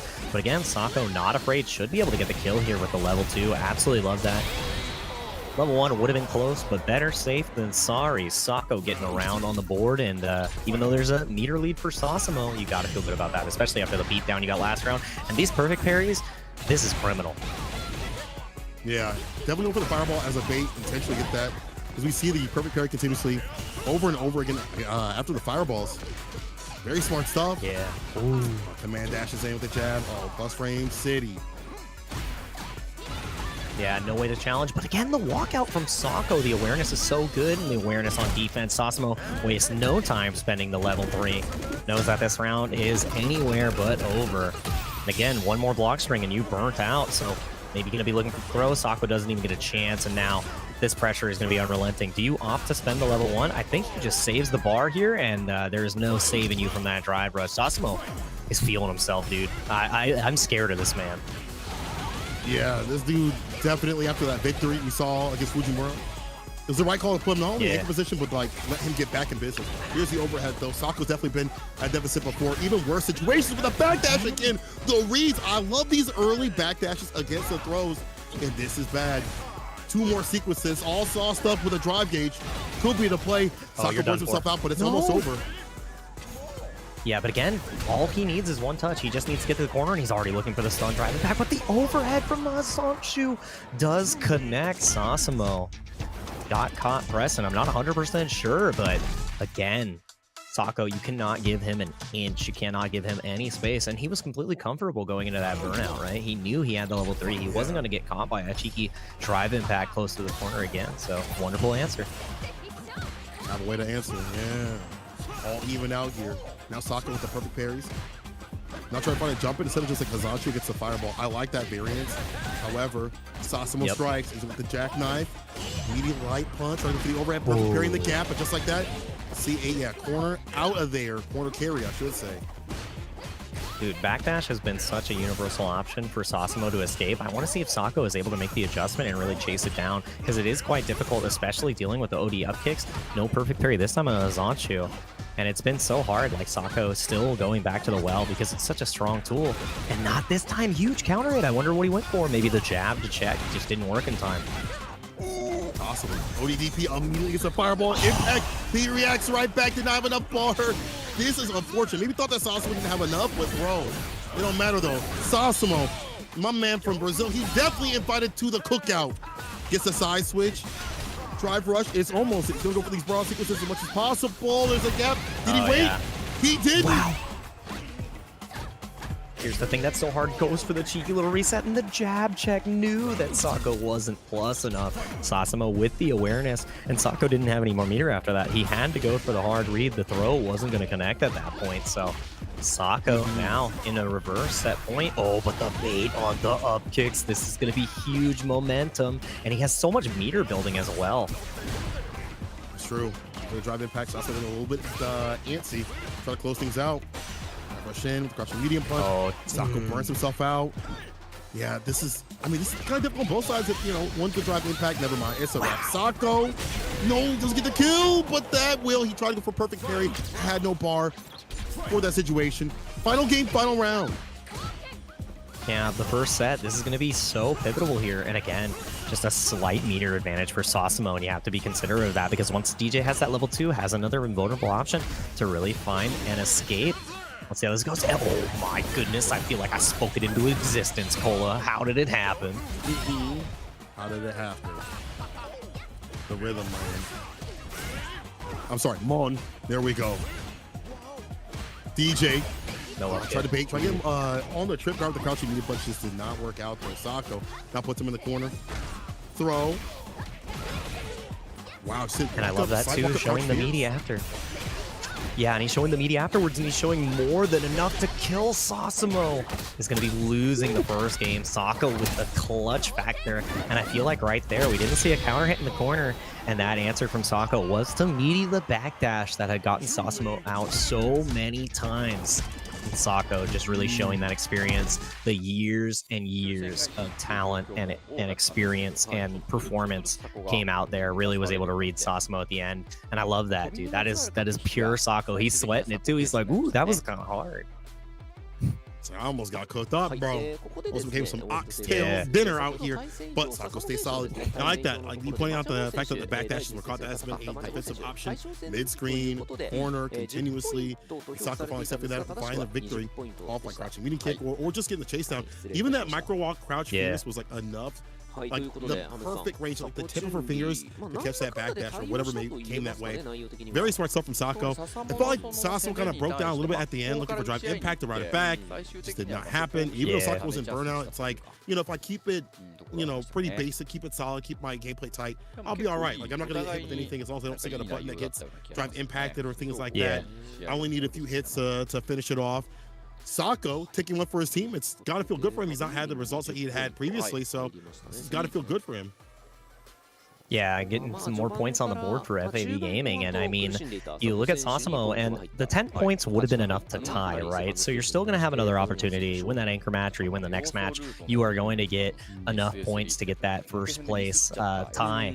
And I'm wondering how that's going to break down in my B-game differential. We'll have to check that if it does happen, but that would be a treat to see. And again, it was such an incredible set, right? It was Sasamo in control for a big majority of the beginning here, and you can see the anti-air percentage. Oh man, it's like when you look at these score lines too, there was only one drive impact just did not work for Sako, and Sasamo was representing the option like early and often. 2 out of 4 ending up connecting, and I mean 50% is pretty dang good, but you needed a higher percentage to make it happen. And god, yeah, like you said, 10 points going over FAV Gaming for the Chun-Li versus DJ. Such a strong answer to DJ, and we saw exactly why. It felt like even though the perfect parries were coming out of his on shoes, Sako was undeterred, continued to show it off, and we're going to show off our next 2 players. It is going to be Nemo on the JP versus Tokido, and Tokido's like, oh man, I feel like everybody has a unique character intro when they fight Nemo, and I love that. Like Tokido is like, oh, so desu ne. Right? He's like, all right, cool, okay, all right, this is what I like to fight. I like how Nemo wasn't even like facing the screen. He was like the opposite direction. He was just like, yeah, like, yeah, y'all gonna fight this guy, Tokido? Sure, bet. But that speaks to Nemo and how he likes to play that one-player game. Doesn't really consider the other person. He's just like, bro, you want to hold my mix, hold my pressure. But this is Tokido, and the way of Tokido has not been the most optimal if you compare him to like Fujimura and Angry Bird in terms of like combos and consistency. But it doesn't really need that. It's like drive rush, light punch, drive rush, throw to set up the party, and then he puts you in the corner, and then it gets real nasty, then it gets real aggressive. We saw that with like his Luke play in 5, and we're seeing it out here in 6. And he knows like what's the best with the character. And it's not to say that he can't do those things. He just chooses to focus on different things with the character, showcasing why Ken is strong in other areas too as well. Yeah, the control that Ken can have, and like Tokido with the calm, cool, and collected playstyle, and also just the instinct to really shut you down immediately, I feel is really going to come out on top here. And looking at Nemo, Nemo lost to Tokido at Evo, so he definitely wants to get the win here. And I love how he opened up with the, I see, like, this is the matchup I get to have. He's been looking forward to this. I can almost guarantee it. And Tokido said, I practice against JP like he killed my parents. He does not like this character. He is ready for JP. That is the strongest statement I have heard from a Street Fighter player. He says, at all costs, I will protect my honor. I will restore faith in my community, my fans. They need me to do this. They need me to come out on top. And Tokido's win rate is absolutely bonkers. Only losing to the #1 team, like in 1Kami, he has been a powerhouse, and that's what I expect from him, man. That is an Evo champ right there. He is so dang good. So Nemo, unfortunately, only 3 out of 7. That's 7 games and 3 victories. He lost Samoke, Jazzy, and Aqua just all recently. He only took the victories against Nauman, Torameshi, and Goichi. But man, Tokido coming in with like, you killed my clan.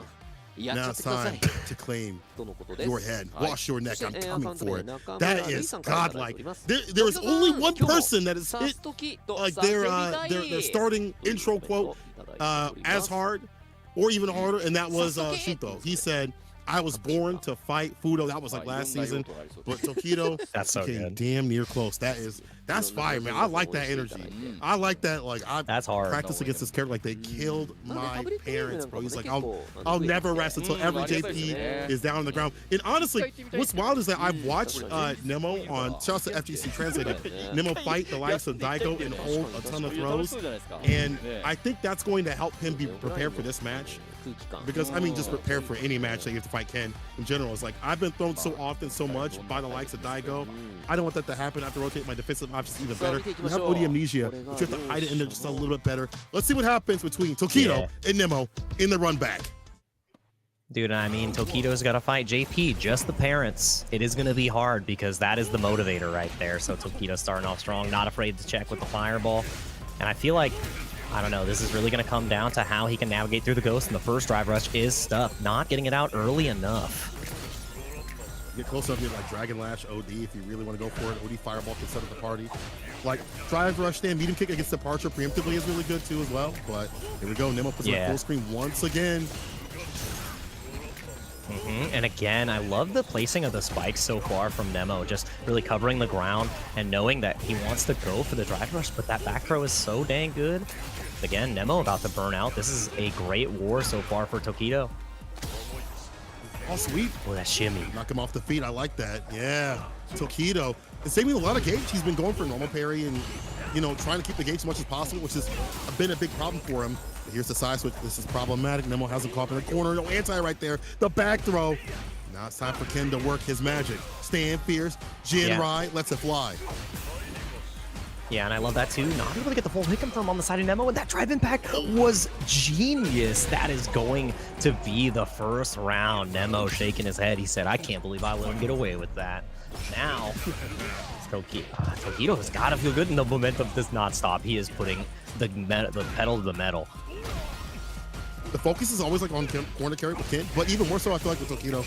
Like whatever I can do, I get strike throw, and then really go to town, stand fierce, connect, backs away, tries to find the overhead. He does! Bro, that could have been level 3. It's difficult to do. Tokido only needs one more hit in the level 3 to seal it. And you're in burnout? Oh, brother. You gotta be so careful here, about to go and burn out himself, able to block it all out. Again, the legendary defense from Tokido, and again, one hit confirm will do it. The anti-air comes in so clutch, and now Tokido so dang close. And again, no drive rush just yet. The gauge is gonna go to Nemo first. This is gonna be a hill to climb for Nemo, though. Yeah, this is looking terrible. He's gonna go up level 2, possibly, depending on how things work out. Blocks the overhead, takes a throw. Tokido looking for that one touch into level 3 to seal the deal. CA is on the side of Nemo. A decent sequence might be able to kill him. Goes to level 2. The recovery time, he does. But Tokido's able to jump back. Only one hit. The side switch. Yeah, the departure has been set up, and I feel like Nemo has been able to excellently slow this down. The air throw is another option, and even with no bar, Nemo is showing why this character is so strong. Air throw, full screen setup, full screen drive rush confirms. One more touch will do it. Tokido with the patience, the double parry. 19 seconds on the clock. Now he's the one who has to advance. Oh, drive reversal, back him up a bit. Now he's in burnout. Gets a teleport, the call out on the fireball. Bro, that awareness to set up that entire thing was like, okay, I'm gonna go into burnout. I'll make that departure for the teleport because I know that he wants like OD Fireball to start the party, and then I will end it with that jump in. That was fantastic from the side of Nemo.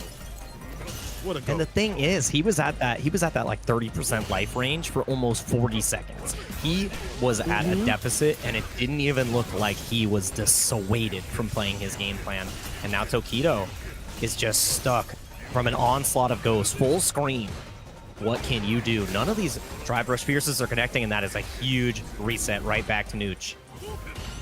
What's wild is I feel like the idea to parry has been fantastic to hold on that bar so you can really, you know, get in with that drive rush, you know, stand fierce situation. But look at that interruption. Has not found a way to get that's gonna be a punish, not a big one.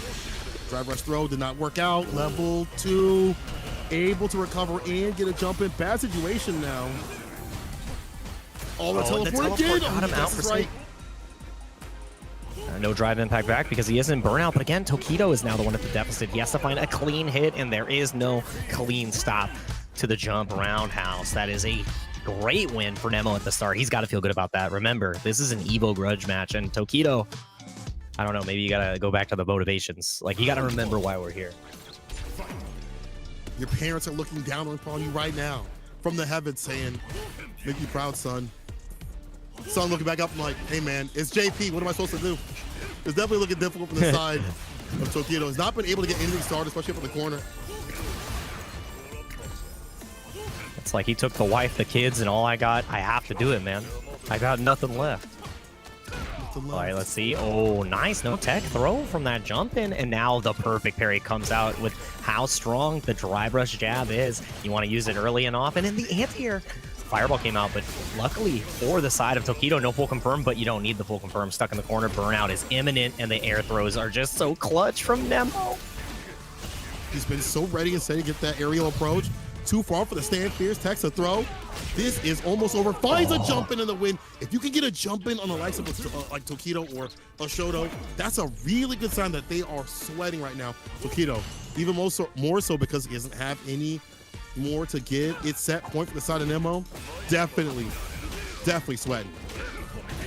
Yeah, and that walk back, crouching medium kick.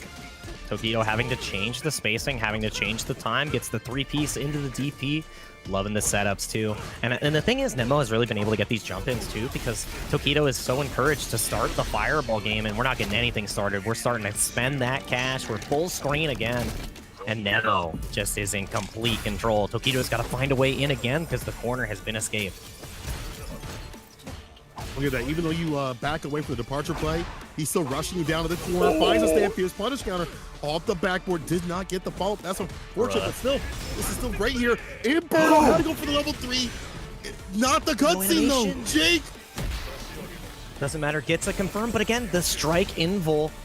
Amnesia comes out, about to burn out. You can't afford to take anything. We haven't seen a command grab come out either. What is it going to be? You can't hold any more ghosts. No, punish because the extra plus frames, but the counter hit afterwards. Tokido is taken down 2-0, and Nemo feeling good about that revenge. Tokido, that is a head scratcher. What are you going to tell your parents? What are you going to tell them? When you meet them in the heavens, like, they're going to be like, why are you up here? What? You're supposed to be avenging me. What are you doing up here? Yo, sorry. I mean, JP, kind of good. Character kind of good. But Nemo, though, like, people are going to say, yo, JP, yada, yada. And yeah, JP, he good. He good character. I honestly think he's top pretty good. But the way that Nemo is playing to make Tokido uncomfortable is next level. And it's better defense than what we've seen from Nemo. Like, Nemo, we have not seen him have good defense in a while in League. I'm not going to lie. Like, he's been blown up. He slipped up. And he's been decimated by other people because his defense has been lacking. He can get things started and he can play that one-player game, but his defense has always been a big pain point. Not here, not today. To play that lame style against the likes of Tokido, who loves to work around that almost timeout sort of fashion and make you break down because the time is winding down. That is incredible from the side of Nemo.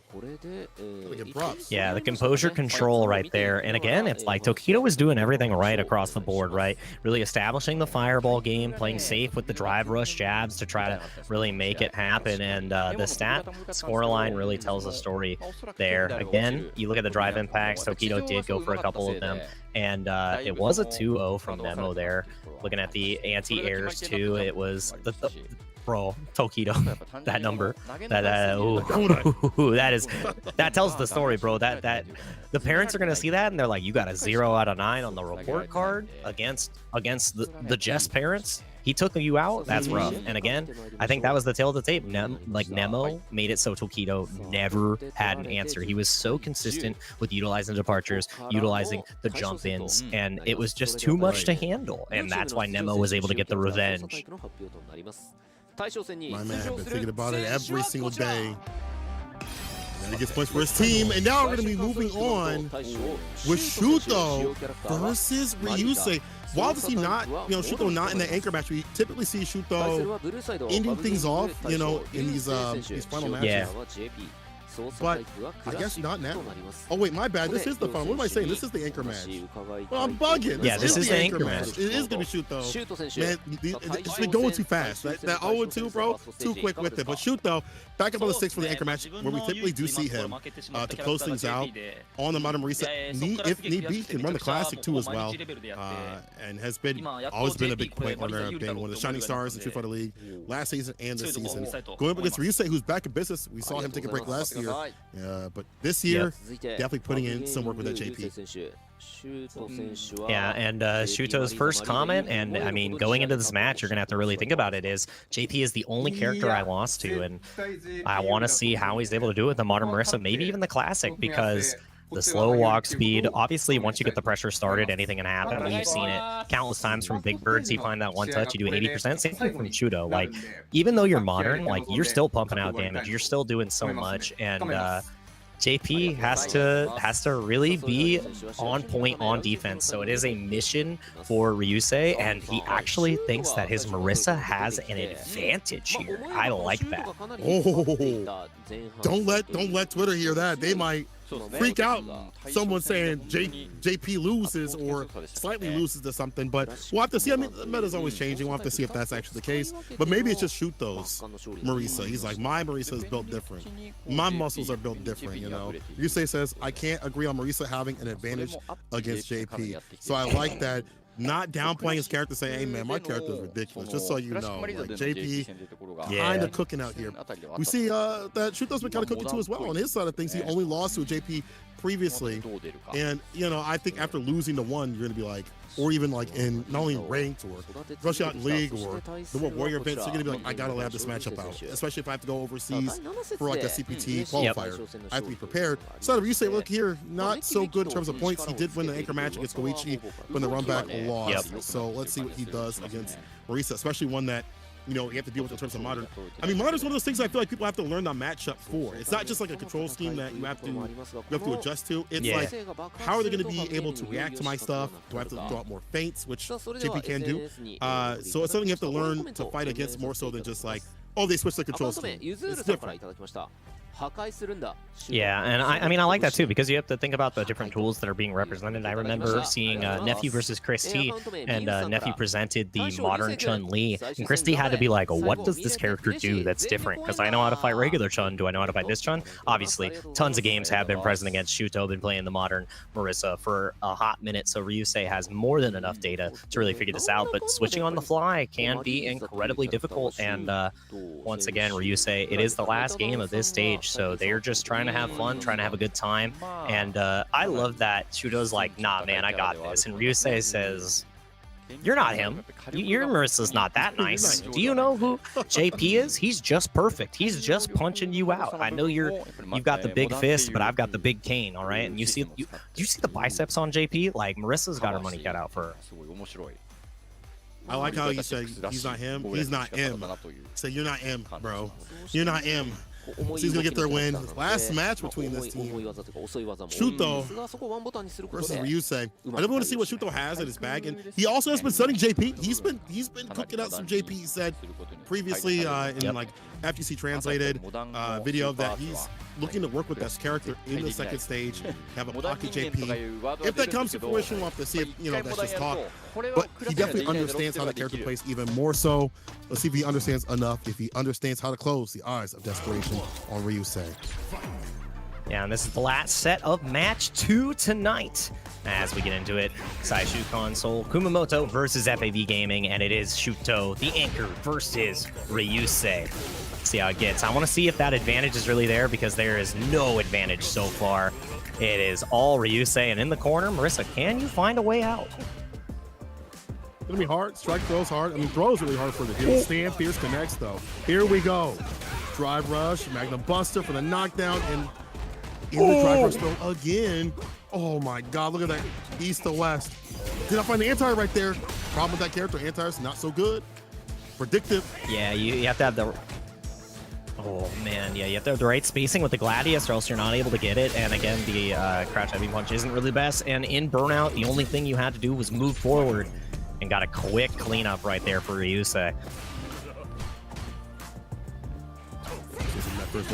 Pretty dominant too as well. Nice punish.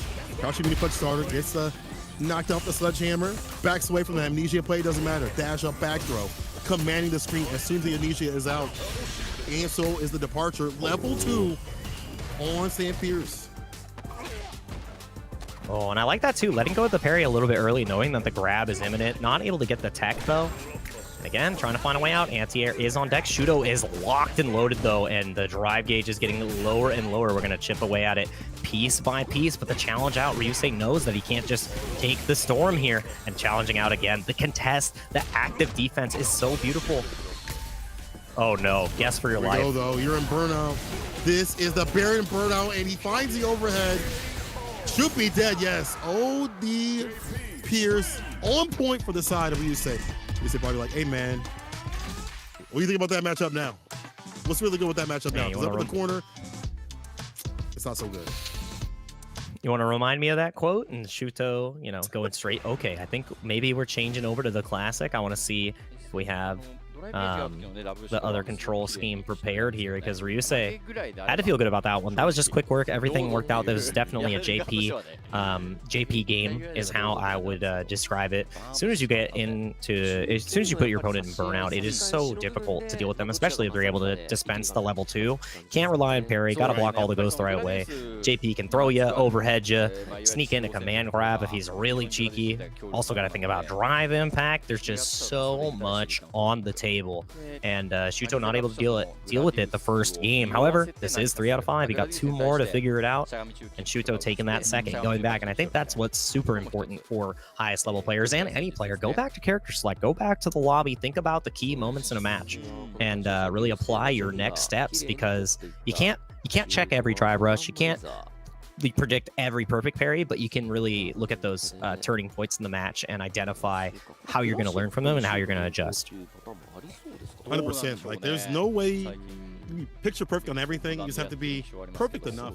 That makes sense. I agree. Take a second, you know, breathe a little bit. We may see the switch. If the switch does happen, that means quad kick comes back, drive rush, crouching light kick comes back. So there's more variance in terms of how you approach in the neutral. The damage limiter is off the table. You're in, you know, full release with this character, so that means more that you do every hit is going to equal even more. The quick reactions that you would have for modern, they don't really seem to be mattering, you know, that much. Like the anti-airs obviously weren't there with Crouch Fierce. Gladius wasn't even in the right range, so I think maybe Shuto's maybe deciding on that, or maybe getting some, like, you know, friendly words and how to deal with that matchup. They do have Nimble on their squad, so they could definitely, you know, talk about, hey man, you need to be doing this and this against this character. Like, I played the character, I would know. Yeah, it gives him the intel on how to defeat JP. So I really like that decision too, and taking the time to talk it out here. And like you said, yeah, the modern reactions didn't really play a factor in that first game, and we are still on the modern, sticking to our laurels. Just got to make some small adjustments. And Ryusei trying to keep the game plan going, and you snapping your fingers a little too close to this fine dressed woman. There's a throw punish counter, caught him trying to go for that parry. Nice reversal jab. Maybe trying to stagger step, looking for OD Amnesia. Jabbed out as Ryusei finds a Pierce, double down with it too as well. Departures out and about. Again, this has been problematic. We haven't really seen Ryusei. He's done like driver stand Pierce like mid-range, but hasn't really worked out. This time blocked. Yeah, okay, time. A little bit of plus frame action. And again, the parry comes out immediately from Ryusei. Doesn't want to hold any of it. And back to full screen you go. And the check on the drive rush should be more than enough. Good stuff. Shuto's showing us the fruits of his labor. That talk with Nemo might have gone pretty well into the second round. Possible that it was like, just slow it down. Just a little bit. Just like walk him down a little bit. Wait for that time to shine with that drive rush stand Pierce.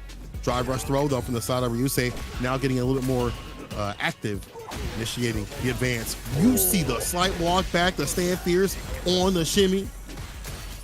Does have level 2 or 3 if need be, overhead.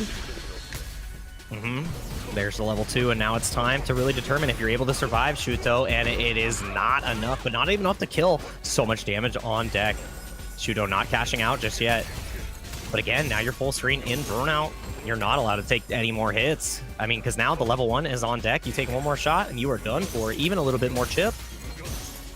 Oh, there it is. Finally safe. But again, pixel in a dream. Just a sliver. This is Marisa, though. With that skill damage, it might be hard to calculate. Oh my god. One touch trying to find the overhead. And Fierce runs it, but again, you'll take that trade. Ryusei, even if things out looking to go up on game point. Oh, yeah, so good. That was a mad fast Gladius, and the counter hit actually works out there because Ryuso gets just pushed a little bit further, and it becomes that much harder. But Shuto's sitting on a lot of drive gauge, and that is the first time we see the counter, and Ryusei says, I know the answer. I read the textbook. Gladius has a stoppage against drive rush. I see. Shuto. Empty throw. Caught a punch counter too as well. Get the bar at the bottom. I think this might be enough to in the sequence to get the kill. Even the scaling for the jump in. Pushes them right back to full screen. Catch these walk-ins with the crouching medium kick. Level 2. Let's go. Angle is a bit too steep. Not able to get the throw, but goes for it again. This punish counter is pretty big, and it gave a lot of space, a lot of time for that burnout. Shuto trying to find a way in, just short. And the overhead blocked once again, but the plus frames continue the offense. That is such a good answer, and that's why we play modern Cola. Unbelievable. Not enough, though. I don't think it's enough. Drive rush in. Just actually walk in. Let's spin that bar. Impact the parry. Gets clipped. Are you kidding me? That was so unfortunate. The OD departure saving the day. Not only was defense on the deck, but luck was on his side. The eyes of desperation for the eyes of the departure. Jake, somebody please clip that. I need another parry was 5 million tweets about I hate JP. That parry was way too clutch, and it goes back to the point where, you know, it's not the drive rush that's the most dangerous, it's the parry. And what an answer to the drive rush right there. Shuto was not happy about that last round, dude. Oh no, whipped up throw, jump heavy kick. Going at the throw bait, jump light kick though, we out of the corner. Knocked down with the sledgehammer, medium crouching, medium punch, finds a light kick. Oh. And a simple and clean round just like that. Shuto baiting out the OD amnesia and does more than enough damage on the reset. There's OD amnesia. See it a little bit more often here from Ryusei trying to close things out as soon as possible. Oh no, corner carry though. Things are gonna get scary. Yep, and Ryusei not afraid to check out continually. Yeah, it's coming a lot, and yeah, cashes out almost immediately. This is going to put you on a little bit less than a brick, and that's so hard. Full screen. Ryusei trying to get one more on the board. Actually had the full brick, but yeah, lockdown, time for burnout. Can you find a way out? The modern reactions are going to be super important. That Gladius did 1 billion damage. I'll be glad that he's running modern if he gets that one hit off that level 3. Little jump, in burnout, finds the stand heavy kick it looked like, and that's it. The Pierce finisher. Set point here for Ryusei to close things out for his team. They get 30 on the board. Yeah, had to spend a lot of meter on that engagement, but misses the first anti-air, I believe. Ryusei gonna be taking a ton of damage here, not cashing out just yet. Wants to save it a little bit longer. One more interaction should do it, Cola, but the anti-air gets it started on the side of Ryusei. A slow escape. The back throw, yeah. Now back up to mid screen. Careful now. I feel like Ryusei's kind of lost. He's been whipping buttons, and that's unfortunate. That stand fierce. This should be in the level 3. No scaling. Doesn't even matter because the health is so low. And there you go. Shuto back in business. Can't be whipping these buttons, bro. Yeah. Yeah, extending the bleeding right there too, and the strong buttons from Marissa really came out on top. One of the characters that can actually really contest what JP puts out consistently, and it's not easy, right? So having those big buttons in that situation definitely came out clutch. Taking another second to think. Shuto talking it out, like seeing the path to victory here now. And God, you can see here you can see Higuchi like chatting it up a little bit here, and Ryusei also getting some feedback from the team. All of them in deep thought. Sako, Tokido doing most of the talking. And I like that. You have these veterans, you have these super strong competitors, all with titles under their belts, really giving you super valuable information here. And that's the benefit of having this team structure, right? You get to utilize and leverage the skills of every single member on your team, and the knowledge is so valuable because it takes a village, really. It takes a village to be the best fighting game players, and they're using everything they can. Using everybody's grandparents, you know, the village elders, that is Nemo, teaching Shuto, you know, how to fight this character. But I definitely agree. I think that, you know, with fighting games, it takes everybody to make you a good player, whether it be playing other players and things like that, or just learning from them. And having a team that's so focused on making you better because you all succeed together is definitely a change up that fighting game players are maybe not used to, but definitely are slowly getting better about using that as a resource, as we see right here. I feel like the switch up has definitely been stand fierce. Some of these buttons, like in some of these ranges where you maybe feels like Ryusei's trying to press with like stand fierce from his side of things, crouching medium kick, even crouching light kick. Those buttons get caught and clipped with stand fierce. That's drive rush into that's it. Because the side of Shuto has been cashing out damage when need be. And also initiation, I feel like has been better on the side of Shuto. He'll round start, be better off, and then put Ryusei on the back foot more consistently. That's been leading to victory, and that's been making Ryusei maybe think his defense a little bit more. Amnesia has been coming out a little bit more often, so When that comes out, you know the JP player sweating. Yeah, and I like that too, that you brought up the initiative being started from Shuto, because then it puts Ryusei in a position where if you're in a deficit, especially against Marissa, you know how quickly that can really tumble and snowball. And the baits have been so clutch. I mean, the first bait on the Amnesia is what gave him that first round, and then we didn't see Ryusei go back to the well, so the fear has definitely been instilled. But again, it is still one more game to go for Ryusei to really close it out. Shuto has to get 2 more, and it's no small feat. So if Ryusei is able to clutch it out here, those 30 points are going to be feeling real good. Absolutely. You know, people might be like, well, why are they taking a break? Why are they keep going back to character select screen, things like that? All these points matter. The fact that you don't want to jump in, you want to kind of deliberate with your team and maybe like, you know, think on it a little bit to secure your victory. Those are moments that you'll look back on and thank yourself if you get that W, right? Even if you lose, you'd rather have that as like a good habit than just jumping right back in and losing. You'd be like, well, why did I lose? You're throwing up your hands and, you know, punching the drywall or whatever it may be, you know, getting angry. I feel like this is good for Shuto. Take a break, take a breather, take a second, ice them out a little bit, then go back in when you're ready and prepared to be steady. Against the likes of JP, I would take all the time in the world to make sure I have my game plan proper and prepared. Yeah, if he's going to take all the time in the world on the full screen, I'm going to take all the time in the world on the select screen. And again, Ryusei not afraid to approach forward, not afraid to walk back. And Shuto immediately getting pushed to the corner, and those checks have been so dang clean. 50% already off the Marissa. And then overhead, the pushback. Oh, just like that, the walk back, the crouching medium punch. The shimmy didn't find the follow-up, but backs off to stay solid. You don't have to overextend to get your win right here, especially as JP. One touch is all he needs, and the safe, solid stuff saves the day. Ryusei on set point. Yep, now in complete control here. Shuto didn't get to get anything started, but the anti-air missing is exactly what Marissa needs. One opportunity to get you to the corner. We'll see how this goes. The bait on the parry, whiffing on the wake-up. Ryusei getting a little bit too confident on the defense. That should be the round here for pretty cheap. Doesn't even have to spend anything. No, but the bar was needed. Doesn't matter. Oh, no, but the fail on the whip punish. What's going on? Oh, spaghetti right now. One more hit to do it, though. It might happen. Imagine, though. Look at that bar at the bottom. Look at that bar at the bottom. Is he going to go for level 2? No. Too close? Oh, there we go. Stance stop. This is the stance. Gets a push back in that side. You suppose that one hit, I like that armored option.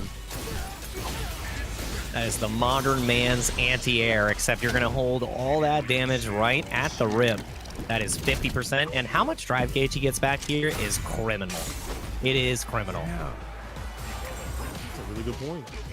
Goes to OD departure, but it's interrupted level 3 immediately from the smoke screen. Puts him to the corner. And that gives you such, the drive rush. such good screen. Yeah.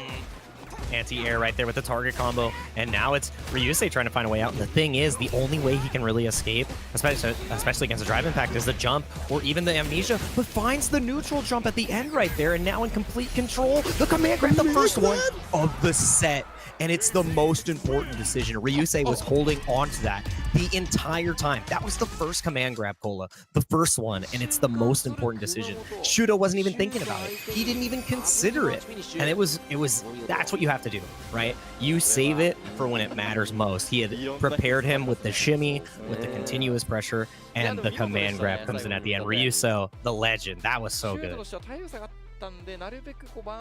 It's a slow command grab, but when everything is on the line, you're in an anchor match, you're stressed out, a lot of mental stack, a lot of things this character could do to you to get that W.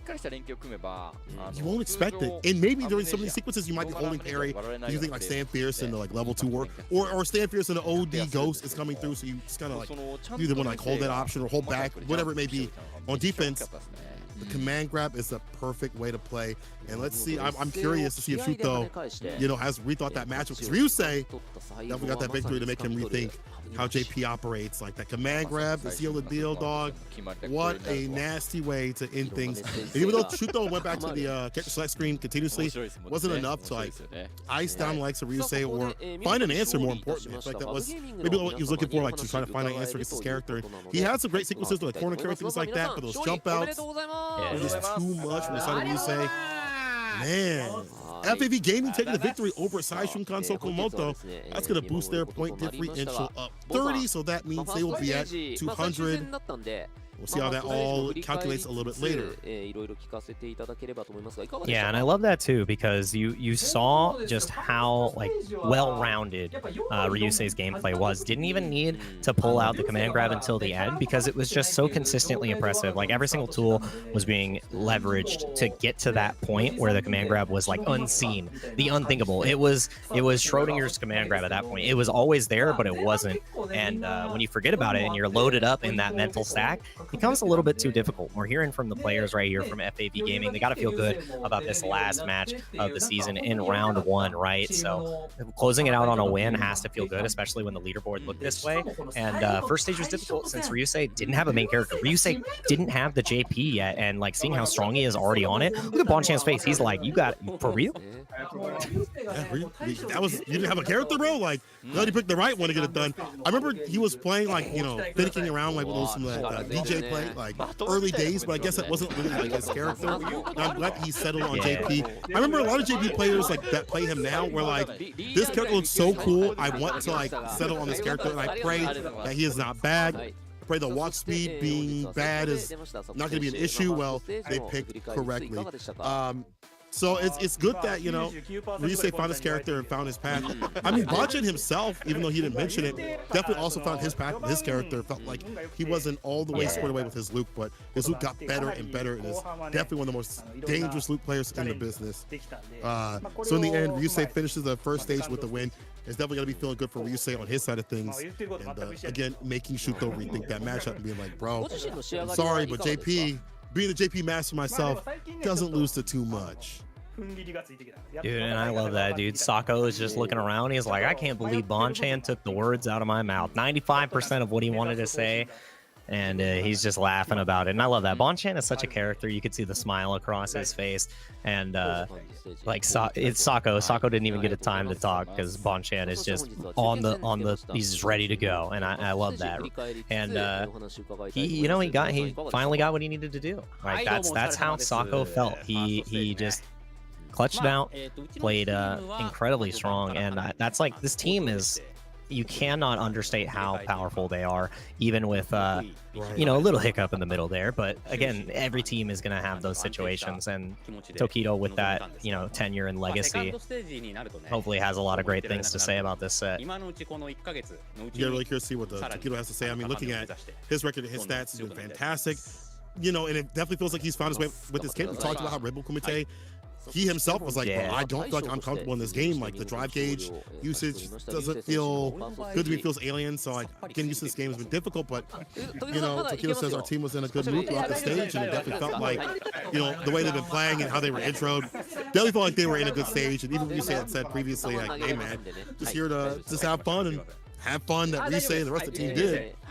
But Tokido said you'll be careful, and they will be careful in the second stage. So when the second stage happens, they'll be even stronger. Again, if this is any indication of how FAV is going to operate, other teams definitely have to watch out. You have Sako looking a lot stronger. You have Tokido looking a lot more on form with the kin. Ryusei having a character, having victories and riding that momentum, difficult to stop in Bonchan on the Luke. We've seen what Luke could do over some CPTs. Already qualifying NL, shout out to NL, qualifying on his side of things from his CPT. We've already seen Luke, the hands of Minna and other people. That character is a menace. He is an honest menace. He's a menace all the same. Yeah, that is a stop sign in neutral. That crouching medium punch is definitely $1 million button, and hopefully Bonchan is able to show that it's a 5 million yen button that he'd be going for. And Ryusei even saying that the first half of round 1 was really difficult for him, and you know, now having the JP in his hands and ending with a win, that's got to be a confidence boost, right? Because I think Ryusei is such a strong talent, and to see them pick up JP at this point and contest with some of the best in the world, the best in Japan, and really dismantle them, especially with how consistent Shuto has been on the modern Marissa. It felt like there weren't a ton of answers, and Shuto was a little bit wrong on the test because that matchup still looked favored for JP, and yeah, Ryusei's happy to finish off with a win. Gotta feel good. Definitely have to feel good. So you get more words from Sako, the team leader, leading the charge into the second stage, of course. Both teams will be moving on the second stage. We're still looking for who is going to be at those top spots because, of course, would it be in first place to avoid the playoffs. Those playoffs are bloodbaths. We saw it last year.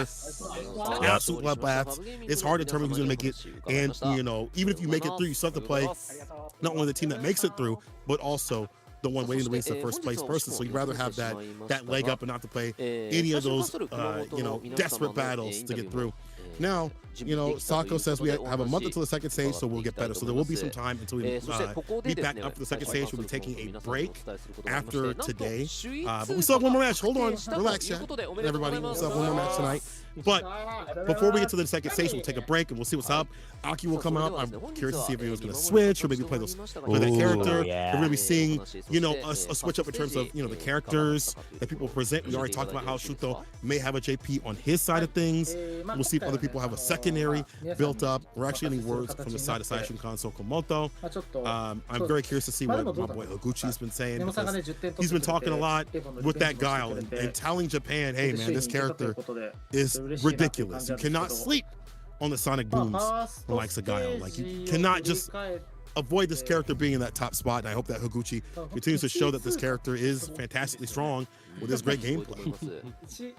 Yeah, Higuchi on the Guile is, I think he's in contention for top 3. That character is not discussed enough, and I think he is incredibly impressive. He deals so well with a lot of the top tiers too. So I think seeing more Guile in the future is going to be a mainstay, right? I'm also looking forward to, like, you talking about pocket characters like a pocket JP. I want to see if anybody's able to whip out a pocket Aki, especially with her on the horizon after this month. She's going to be available, so seeing that is going to be good. And Higuchi, you know, happy that Nemo did a good job getting 10 points and getting that revenge. That's got to feel good. Nemo did his job. He fulfilled his mission and stopped Tokido from getting revenge for his parents, and they were second last year and this year, so I mean, so close to first. The bridesmaid. Can Nemo hopefully look good in a dress? That's what we're looking for. I will stop there. The point differential right now, currently, I can give you all the breakdown. I just saw this on Twitter. Gyogun and Sol, I believe, are tied. FAB Gaming is third. Cyclops, Athlete Gaming is fourth. Shinobism Gaming, Detonation, Oja, Body Star, Good 8 Squad, and Itsuka. What's going to determine everything is going to be what happens, obviously, after this break when we get to it, to see if Good 8 Squad can get some points on the board. And depending on how much they get, they may surpass or they may fail in not making it to that second stage. But let's go down what they were saying up in this interview. Higuchi says, Nemo did a good job of getting the 10 points and getting revenge. The Evo thing, we were second last year, and then this year we'll keep getting first until the grand finals. So I like that confidence. We'll keep getting first until the grand finals. Sasmo says it was my first time that I joined the league, and this has been his first time where we've seen him really blow up. We saw him do work on that CPTs and World Warrior. I think at like the tail end of Street Fighter 5 with that boxer. Yeah. And it feels like this year, even more so, he's been blowing up quite a bit. And last year he was just a training partner. He was just like the boxing, the boxing pad of the training dummy. So he wasn't really the best player in the first half of the stage. But we saw him improve and get better and better and get even nastier and nastier with that DJ. I can't wait to see what he does next. Yeah, and seeing Sasmo continue to improve and feel comfortable in his own play, I think that is one of the most important things, especially with the pressure and tension you have in this position. Going from training partner to teammate is a jump, and you don't want to let your teammates down. You want to show the best performance possible, and I feel like Sasmo did deliver there. Obviously going to be moving on to the next stage, so it was more than good enough, and you got to feel good. And Nemo, very simple, he's happy he won that game. He was looking forward to it. He said, Tokido, I'm sorry, it had to be done. He ended his whole clan. The bloodline has been slain. Tokido's gonna have to go back to the drawing board. Ken's like, I've lost everything. My parents, the wife, the kids, the Ken estate, the master's estate is gone because of this man. He's just perfect. What do I do? And they kept losing to JP throughout the stage. Like, Nemo was bringing that up. So Nemo's gonna make sure that that's better in the second stage with the whole team. You have one of the best JPs in the business. Like, there should be no excuses. I mean, I say that, but the difference of variance in terms of playstyle is kind of an excuse. But yeah, on the other hand, you have one of the best in the business to practice with. This is going to be a big leg up here for Saishunkan Sol Kumamoto. The other JP players are going to have to think about what they provide to the table. It's going to be different in terms of playstyle, bar usage, all that good stuff. Or have to have a secondary to really put a wrench in the game plan, especially with the home and away squads coming up, where you'll be able to see what the other players are doing on the away side. Like on the home side, you'll be able to see what away side is bringing up and be like, okay, they're doing this, so we have this for them. And that also not only goes for like how to fight the characters, but also how to fight the players. So like you can also strategize on, okay, maybe the JP matchup isn't so good, but I'm good in the player matchup, so I'll run that, right? Like it's a close enough match character-wise that I can run it, because I believe in the player-to-player matchup. So we'll see how that operates. And Shuto says, our team was strong, so keep cheering for us. Honestly, you can see the cheers come from all across the globe. People go wild and shoot those in Nemos and all these people's chats. I mean, every time that this ends, I go to their chat. I'm like, I see all people going wild and get bits and stuff like that, congratulating them and stuff like that. It's been fantastic. Y'all can definitely tune into their Twitches right after. It's a good idea, because you also learn how they got the victory. They usually go over like the replays too as well. So always a good idea to check on what they're doing afterwards after league.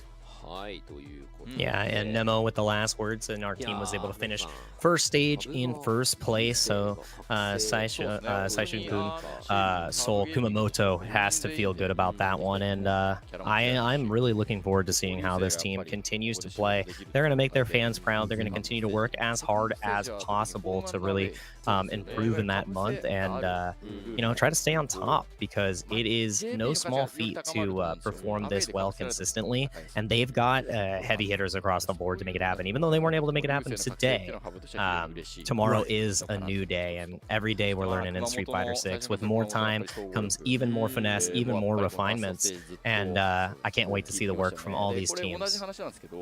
And we're gonna get that break. Remember, we are gonna get that, like, you know, a few weeks break before we get back into Street Fighter League action. So yeah, like, I can't wait to see what happens after that training arc. We've had the preliminary arc where we started eliminating teams. It's still been a wild climb all the way through, but we still have another section to get through too as well. We're having a training arc for a little bit for some of these teams, and we'll see what happens and who gets off to the playoffs. But more importantly, we have one more final match of the night that we have to talk about. But before we do that, real quick, we'll just look at how Shuto was not able to anti-air. Difficult for this character. You have to get predictive for the crouch fears. Gladius, as you pointed out, were the air airs. Two happened, but four did not. And those led to some problematic points. We saw the jump heavy kick against the throw, and many more options that were not dealt with. And right now, the bad has been dealt to Saishunkan Sol Kumamoto for now. We'll see what happens on the run back. They will be able to run it back in the second stage, and we'll see what happens with the home and away and how that changes stuff, and also what they brought to the table after the training arc. But that is 30-10. FEV Gaming, Saishunkan Sol Kumamoto, FEV in the lead. And we're going to lead into the next match real soon here. Shinobism Gaming versus Good 8. This is the marquee match of the night, the morning, wherever you may be. It's going to be fire. Flames, it's going to be heat. It's going to be fantastic, because this is going to determine our final 6 teams before we move on to the second stage. And I can't wait to see if any of these teams are going to pick up in the second stage. Aki, she looks great.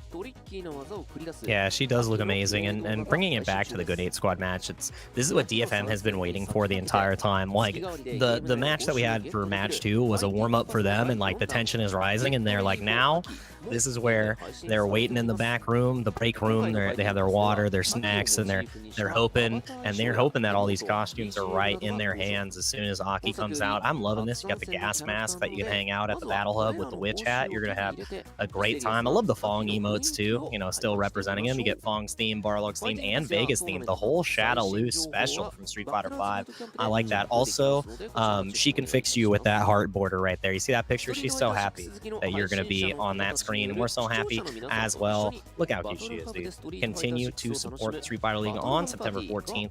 You can see right there. That's actually in 2 days. So we're going to be seeing even more content coming out of Street Fighter 6.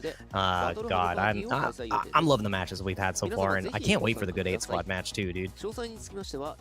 My heart is beating. I wish that we could just get right to it. We got to give these players some time to get in the lobby and get ready and prepared. But while we're doing that, we can discuss the fact that Dragon's Dogma gameplay is on the horizon, along with possibly possibly Street Fighter 6.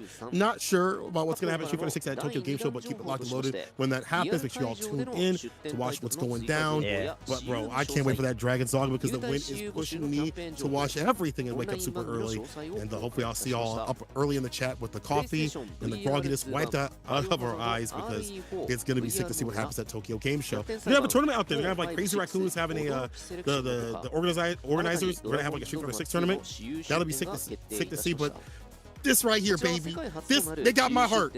I'm in a risen. It's like they took the heart from me. I got to get it back, baby. I can't wait for Dragon's Dogma. Woo. Yeah, it is looking so good, especially with the promotions that we've been able to see for it. And again, Aki also looking amazing. I hope I get to get my hands on Dragon Dogmas too. I've been playing so much Street Fighter 6, I don't think I could really pick up anything else. But always when a new character comes out, you want to get your hands on them as well. So make sure that you put Aki into your repertoire. If you don't have any of the free trial tokens, you need to make sure to utilize them because you've been getting them from your season pass. So really nice. And just playing. And the Capcom Online program, Tokyo Game Show 2023 from the 21st to 23rd. So continue to look at the Capcom Online program, learn as much as you possibly can about everything going on with Capcom. We saw so many different amazing games that they are releasing, so many amazing games that they're supporting. My personal one that I want to play is the new Resident Evil in VR. I love that game, and it is spooky beyond belief. Nothing spooky about the rest of the matches we have. We've completed 2 matches. We're going into another one. You can see the beautiful merch in the back, the Taiyo in the back as well in Street Fighter League Japan. So without further ado, if you haven't watched any of the previous sets, please go to YouTube, continue watching here, because we got one more break before we get into the last set, and I cannot wait for you to see who comes out on top. Is it Good 8 or are we seeing DFM? We'll find out soon. 関わりのない第三者による本大会の模様や本大会の対戦リプレイ映像のアップロードはお控えください。この後は試合準備のため休憩に入らせていただきます。21時23分からは第12節マッチ3シノビズムゲーミング対グッドエイトスクワット、こちらの模様をお届けしてまいります。それでは一旦失礼いたします。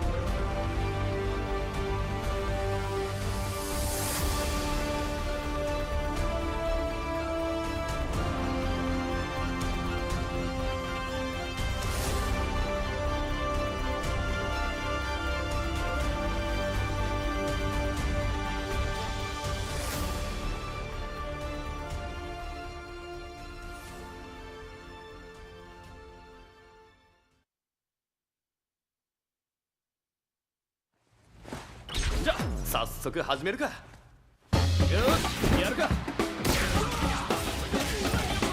いい戦いになりそうだ。実戦的なのがいいんだよな。実戦ってのもいろいろだが、この街で始めるならストリートからだ。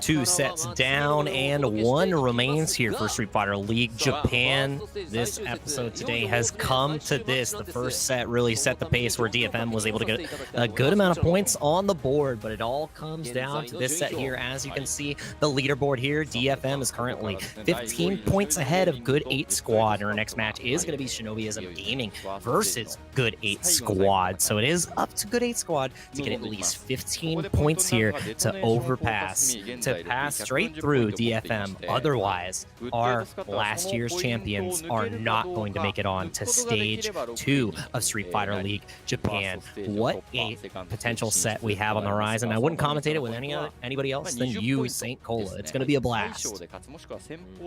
Absolutely. Time to close out the night in the right sort of way with this fantastic fight out here. Once again, Good 8 Squad. To put up these 15 points, that means at least 1 anchor match, and, or I guess you could say 1 anchor match plus another match, or 2, you know, the first of 2 matches. Either way, 2 matches or 1 anchor match is the play for Good 8 Squad. They need to leave with some points or victory, or they'll be left to the wayside. Let's see what first team is coming up on the deck between these two. Good 8 Squad, Shinobism Gaming is going to be absolutely fire. Our first team is going to be Shinobism Gaming, starting off with the swankiest ninja of them all, Johnny on the Manon, always with those medals stacked up and ready to go. After that's going to be the Grave Maker, the Grave Digger himself, Fujimura, always optimal and always prepared to dump out the damage with Clan. Then after that, it's going to be the Vanguard, but has no longer been in the room. He has been full frontal with it, and fantastic. Yamaguchi. Last but not least is the Shinobism Prime, the leader, helps him stay fine. It is Momochi on that surprising hit. They'll need everything possible to take down their opponents and to stop and stop Good 8 Squad from happening. Dude, bro, look at him go. He is preparing the ninjutsu as we're getting into it. The hand signs are absolutely wild, but nothing wild that. Hand signs can't stop these guys, Good 8 Squad. A whole roster of demons here. Tachikawa, the battle consultant, the mastermind behind the sticks, behind the controllers, and then you have the cosmic buster, Bugera, the boxer legend, bringing it back here to Street Fighter 6, and then of course the Evo champion, Kawano, the Singularity, one of the strongest players in the world. Loving Kawano coming up here, and to round us out, the honest hero, Gachi-kun. The character is finally in his hands. Is the Rashid going to make an appearance today? That's what we're going to see from Good 8 Squad. And I love it. The quadruple pose up versus the quadruple cold stare. And it is looking good, dude. Oh, yes. He said, your Shinobism pose? I got nothing. I'm crossing you up already. Pre-game. That is what we love to see. This is going to be a set, Cola. Oh, yeah. He's still doing it. He's still doing it. He'll never give up. His intro pose, yeah, he'll never give up. Until he plays, I think, he might not release that pose. That is a dangerous cat right there. But it is all serious business when it comes down to this. Once again, Good 8 Squad needs some victories, needs some wins. And it is just Bugera comes right up with, bro, he said, I'm not leaving this pose until I get up on the stage. He's still not leaving. Johnny is frightened. Oh, there we go. Finally. He is scared. Yeah, there we go. Dude, I love how he pointed at himself. He's like, wait, I'm playing? It's me? Are you sure? I was posed up. I was ready to be the backup dancer, the backup model. It's me? I gotta fight? I gotta fight who? I gotta fight Johnny? I gotta fight the grappler. I gotta give myself medals. That's what I'm looking for. But again, Bugera on the DJ, gonna be fighting against Johnny on the Manon. And I feel like DJ has a really good matchup in the Manon here. Manon struggles against fireballs unless you're able to time things perfectly to really sway through them. And again, he's got the reversals to really deal with any of the command grab shenanigans that are gonna start. A lot of great driver checks. His anti-air are so dang good. But Johnny said, I'm really good against Good 8 Squad. That is gotta be a good feeling going into this. Johnny is not afraid of this team and wants to, you know, crush their journey to get to that top 6. That would be, they're playing spoiler right now, right? You gotta remember that. They are DFM's #1 fans. That is where they're at right now. DFM are the biggest fans of Team Shinobism right now. They're putting the hand signs up right now. They memorized them. Let's go. They got the flags waving in the background. Yeah, let's go, bro. Let's go. Because, again, if Shinobism wins dominantly, they get in. Good 8 Squad. They do everything possible. Bugera says, I don't think I need to say anything. A man of no words. hopefully he says something coming up after that. It's like, I'll just let the fight do the talking. You know, hopefully that is coming through. But Pugera, we talked about the fighting that he has done, you know, throughout leagues. I don't know. He's breaking down right now. I think he is doing a little bit more talking than he said he was not going to do. He's maybe not as strong as he was in the previous league. You know, it's taking a little bit of time to get the locomotion going. You know, likes of DJ, he has lost against Kazunoko Banchan, won against Itabashi Zenki, then lost against the Legend Slayer himself, that is Jazzy, but then won against Oniki recently. So last time we saw him, he did get the victory. He says all to be said is in the game. That's fire. Yeah, and I love it too from Johnny, because he's like, yeah, I feel really good against Good 8 squad. Looking at the lineup right here, lose 3 in a row. You do not want to go out with the 0-4 for the season. So this is definitely the time to come in clutch for the side of Johnny. And it's hard, man. It is hard. And even then, he's like, I feel good against Good 8 squad, but I did not expect Pugera to come up. So it's, I don't know, maybe he was not prepared for this part of Good 8 squad. And Manon is going to have one hell of a hill to climb here, as I said before. If you're able to get the DJ and burnout, and things can really start coming together. However, I don't know. All it takes is one hit for the Manon. Can you get that started? And it's really up to Johnny to get through all the pokes, all the fireballs, just about everything that DJ has to offer, because it's no small feat. Your anti-fireball tools are not so good. Like, you're looking for, you know, ways to get against the fireball, even with like the spin. Doesn't always happen. The multi-fireballs might mess that up. And also, if you time it right, like, he might go for the feint and then punish you. And that is very problematic. We've seen a lot of characters that can either follow the fireball up or have feints. Be problematic against Manon. And where she wants to stand, like, stand heavy kick lands, and it might be difficult for, you know, her to contest with that button, because jump fierce might blow that up. Like, you know, when I play Kid, I'm like, how do I out-poke stand heavy kick? It's a nasty button for this character. Great poke tool. Jump fierce blows it up, and guess who also has a great jump fierce? DJ. So that may also be the play for the side of Pugera. And then that pressure that's been put in the corner, bro. Oh man, DJ against a character that lacks any sort of reversal or defense might be bad. Yeah, might get eaten alive, and we are eating good going into our last match of the night, match number 3, to decide if Good 8 squad is going to make it into the top 6, or if Shinobism Gaming had their jutsu prepared to take them completely out. And I don't know, starting off with non-steam has got to be a good start, but the punish counter after the sway has to feel good here. Also, I get what Vicious says now. I love DJ's Japanese voice actor. This is amazing. Isn't it great? It's so amazing. He goes, ha! Oh no!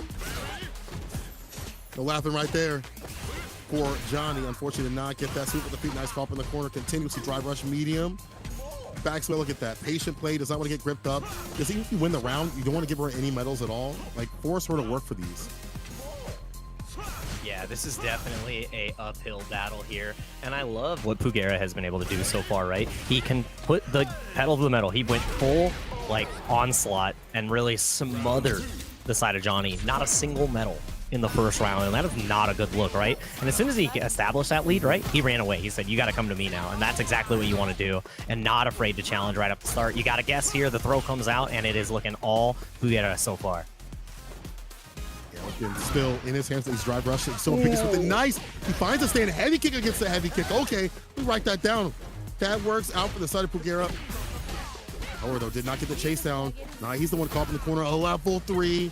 More damage off those command grabs. What you're looking for with the character in terms of damage dealing is the command grabs with the damage we dealt out in a level 3 from the side of Pugera in terms of secret arts. This will seal it. Yeah. That machine gun upper did an absurd amount of damage after the scaling, and I think that's one of the strongest things with DJ too. Even though he was in burnout, he can really confirm and convert off of so little to get so much, right? Of course, it took 3 bars, but that was rapid. That was a beatdown. Yeah, we give it for the chase down too as well. She's at like the farthest driver's like range to like chase you down, so it's already kind of hard for her. Yeah. But already started off better here for John. Gets a stand heavy kick, caught him pressing light punch a little bit too often. Yeah, straight on out of there. But again, oh no, the raw drive impact and the whiff. That is a huge error. I'm not sure what Johnny was going for there, but didn't expect the wall splat that high. Still staying composed. 3rd medal on the board. So you have the fireballs, the fake outs every so often too as well to make it a little bit more ambiguous in terms of like the fireball pressure. Drive rush as an anti-air, the back heavy kick, still the interruption is there, the medium, and 4 medals to end. That means in round 2 or 3 if need be, all those medals are gonna get stacked up. About to see that damage and about to stop feeling sorry for this character. Yeah, it's definitely becomes a situation of death by 1,000 cuts unless you take the command grab, and now it's 5 medals, which means you've got 2 hits left in the tank unless you start jumping or challenging, and every single check has been so good so far. Pugera is getting answered each step of the way. The regular throw, maybe catching the jump right there. You're not able to get out, and I think you get a full punish here. Absolutely, that is a wrap, evening it up just as fast. Johnny coming alive here. Yeah, Pugera probably thought it was gonna be the follow-up and, you know, maybe try to go for like the super in between, but it was a bait the entire time. Johnny evening things out and staying nice and close. Finds a jump in on the whip button. This is unfortunate. 2 medals already starting off, Jake. Yeah, quite rough to start out, and again gets the start. And look at the counter hits are so plentiful. Pugera doesn't want to take these command grabs and is handing out medals for free. Ooh, definitely understandable. You don't have to take all these command grabs. No way. But look at this. You are taking so much damage. 1 command grab actually might kill. It will. Oh, it definitely will kill. You have to be so careful here, and that's why the counter hits just keep coming in. Huge punish counter, though. You can really get this started because the burnout is still going. But again, the level 1 is a looming threat. You cannot overextend here. No way, dude. The check every time. Pugera, who looked in such control the first set, is lost. Doesn't matter if it's like drive rush or dash, it's all been caught. And level 4, oh my god, this is bad. No drive rush forward just yet. Maybe trying to bait out ODGP, possibly from the side of Pugera. He doesn't bite.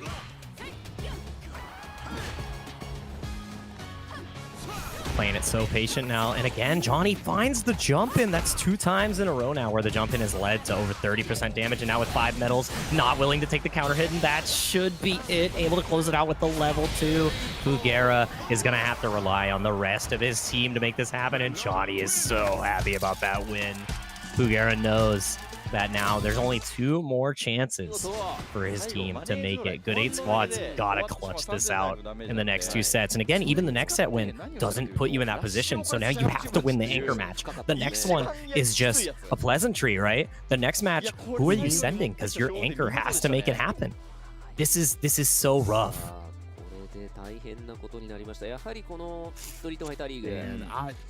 I didn't, you know what, watch this match, I didn't even expect it to go down like this.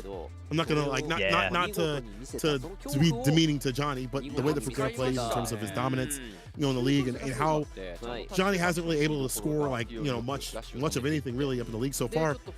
You look at that and you're like, okay, well, Pugera probably is gonna take it. Maybe has to, you know, fight back a little bit, but we'll take it at the end. Did not happen. Johnny said he was prepared for good 8 squad, and he showcased it, living up to his word. And again, as you put it, this is bad. Good 8 squad got to win damn near every single match, bro. Tall order, tall ask. You've already sent one of the best players in the business in Japan, already up and they're out. Like, everybody that comes up now is even more weight on their shoulders. Like Tachikawa, we've seen him be a big breadwinner, but I feel like he kind of is the closer. So maybe Gachikun comes up, but right now, look at the anti-airs. Not a lot on the side of Pugera. He actually missed 3 out of the 3. Even though it's 50%, that's still leading a lot to the victory of the Manon player. That's an entry point for them. They can't, you know, just have a lot of anti-fireball stuff like the other characters can as easily. They do have some anti-fireball stuff, but it's not as simple or as easy comparatively, right? So jump-ins are going to be the way to play. That means the fireballs are called out a little bit too often, and the skies were not watched continuously from Pugera. Like, no, you know, crouch down into that DP jackknife, no drive rush back heavy kick or back heavy kick, you know, in general, no sweep at all, which is strange. Pugera's been having issues with anti-airs, and I think this is, you know, something that Johnny noticed and preyed upon. 10 points for Shinobism Gaming. I say you send up Gachikun and then Tachikawa to end things. That's my rule. Well, I think it's quite difficult too, because I think you need to save your strongest player for the last. Obviously, Pugera is such a threat to be dispatched of so quickly, right? And this second match, you're only going to get 10 points. You need 15 to claim that spot, which means that this match, even if you win, doesn't put you in a position where you're in that 6th place now. So the last match is what matters the most, and this match is going to be a nice tell to see how Good 8 Squad feels, and it is going to be Yamaguchi versus Kawano. So DJ versus Luke, and again, that leaves 2 players left for the anchor position. I'm really looking forward to that, but Shinobism is just trying to get as many points as possible now, because Good 8 Squad, and Good 8 Squad, again, even if they win this, the pressure's still on. No pressure is relieved, Cola. It gets that much harder. It gets that much more difficult. Damn. We told people at the beginning Street Fighter League was going to be even harder, even more fast and furious this season. And we are delivering in spades. And the players understand this too as well. Yamaguchi won the World Warrior 2 Japan, which is probably the hardest World Warrior to win. Let's keep it as fair as possible. Let's keep it facts out here. That is the hardest World Warrior to win. 600 plus of the highest caliber of players in totality in terms of like a scene. And to take that with DJ was wild. So Yamaguchi gaining, you know, a max amount of points out there, and said that, hey man, we already proceeded to the 2nd stage. Kawano though, I think he's got somebody in the background. I don't know who that is. But still Yamaguchi said, hey man, so we're still here to win, right? We're not going to take it easy or allow them to come through or be like, yeah, I'm going to give you an easy out or whatever. They're here for that victory. They're here for the points. They're here to be the best of the best. This is competition. Yeah, Yamaguchi came to win the World Warrior, came to win in Street Fighter League Japan, and doesn't care that he's already at the 2nd stage, all right? We're going to perform as hard as possible. There are only adversaries here. I don't care if I've known you for years, if you're my friend, if we're training partners. Once you're on the other side of the team, once you're on the other side of the fighting ground, it is time to put them up. And again, even if Good 8 Squad wins this match, it is still not enough to get them through. And Kawano even says it. My game doesn't really matter whether we go to the 2nd stage or not, but I'll do my best. And Good 8 Squad, knowing that, obviously they've got something in their sleeve for that last match. I do think it's going to be Gachikun at the end, but I still want to see a strong performance out of Kawano, because that is a nice motivator for the rest of the team, right? If he is not able to perform, then that is a bad look for the entirety of Good 8 Squad. And Yamaguchi is a threat. Like, this is one of the strongest threats, all right? You think about the special powers of Japan, this is one of them. This is a S-level threat that you're going to have to duke it out with. And I don't know. The pressure is on. Kawano, can you defeat him? Do you have the preparation? We've seen, like, you know, in terms of Yamaguchi's stats. Let me take a real quick look. He is 4 for 6, so definitely, as you put it, an S-tier level threat.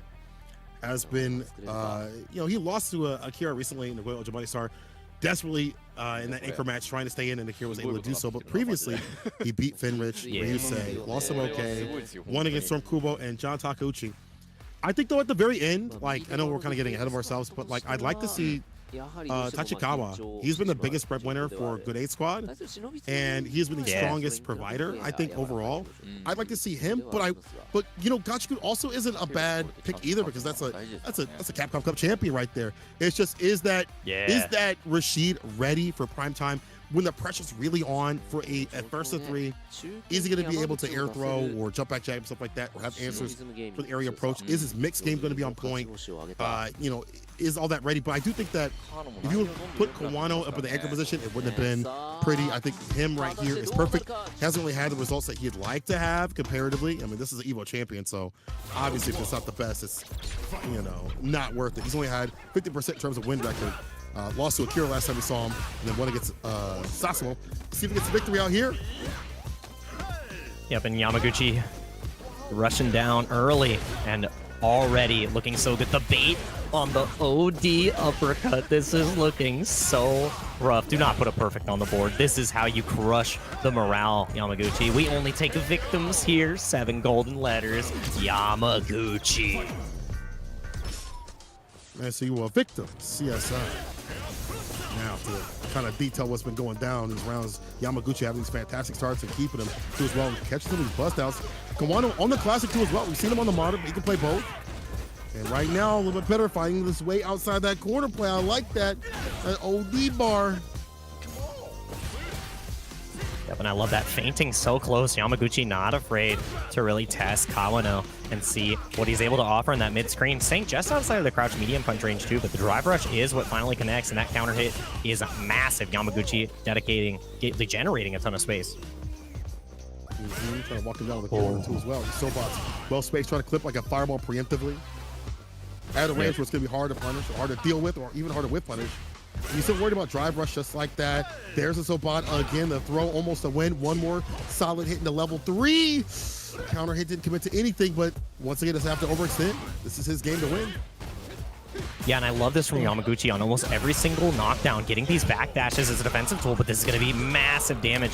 Not going to be able to kill here from the side of Kawano, though. So the critical art is going to be spent, but now you're in burnout. All Yamaguchi has to do is make one correct read, and then it is a potential chip kill, because you got nothing in the tank. Oh, and that's the read. He needed the wake-up drive impact. Dude, Yamaguchi. He said, "I got you, bro. I got the perfect read. I got the perfect one in my toolkit. This one, it's a page turner." I can't believe he spent 3 meters. He spent 3 meters to lose the game. Insane. But again, that was the last out that Kawano had, and oh, dude, this is so oppressive from Yamaguchi. He just hasn't had an answer and finally finds a way out. Thank goodness. Difficult right there. One with that crouching medium punch, but nothing after that. A lot of like crouching medium punch, fireball, kind of set up the party, you know. A little simple stuff right here just to walk in. We can get closer for that money button to work out, though. I want to see that crouching medium punch utilized, not punish off the OD fireball. Good follow-up here from Yamaguchi. Nice, and the jab check into the tick throw, finally finding a bust out. Kawano with the reversal. Let's see if we're getting walked down once again. Yamaguchi not afraid, but again, checking the drive rush.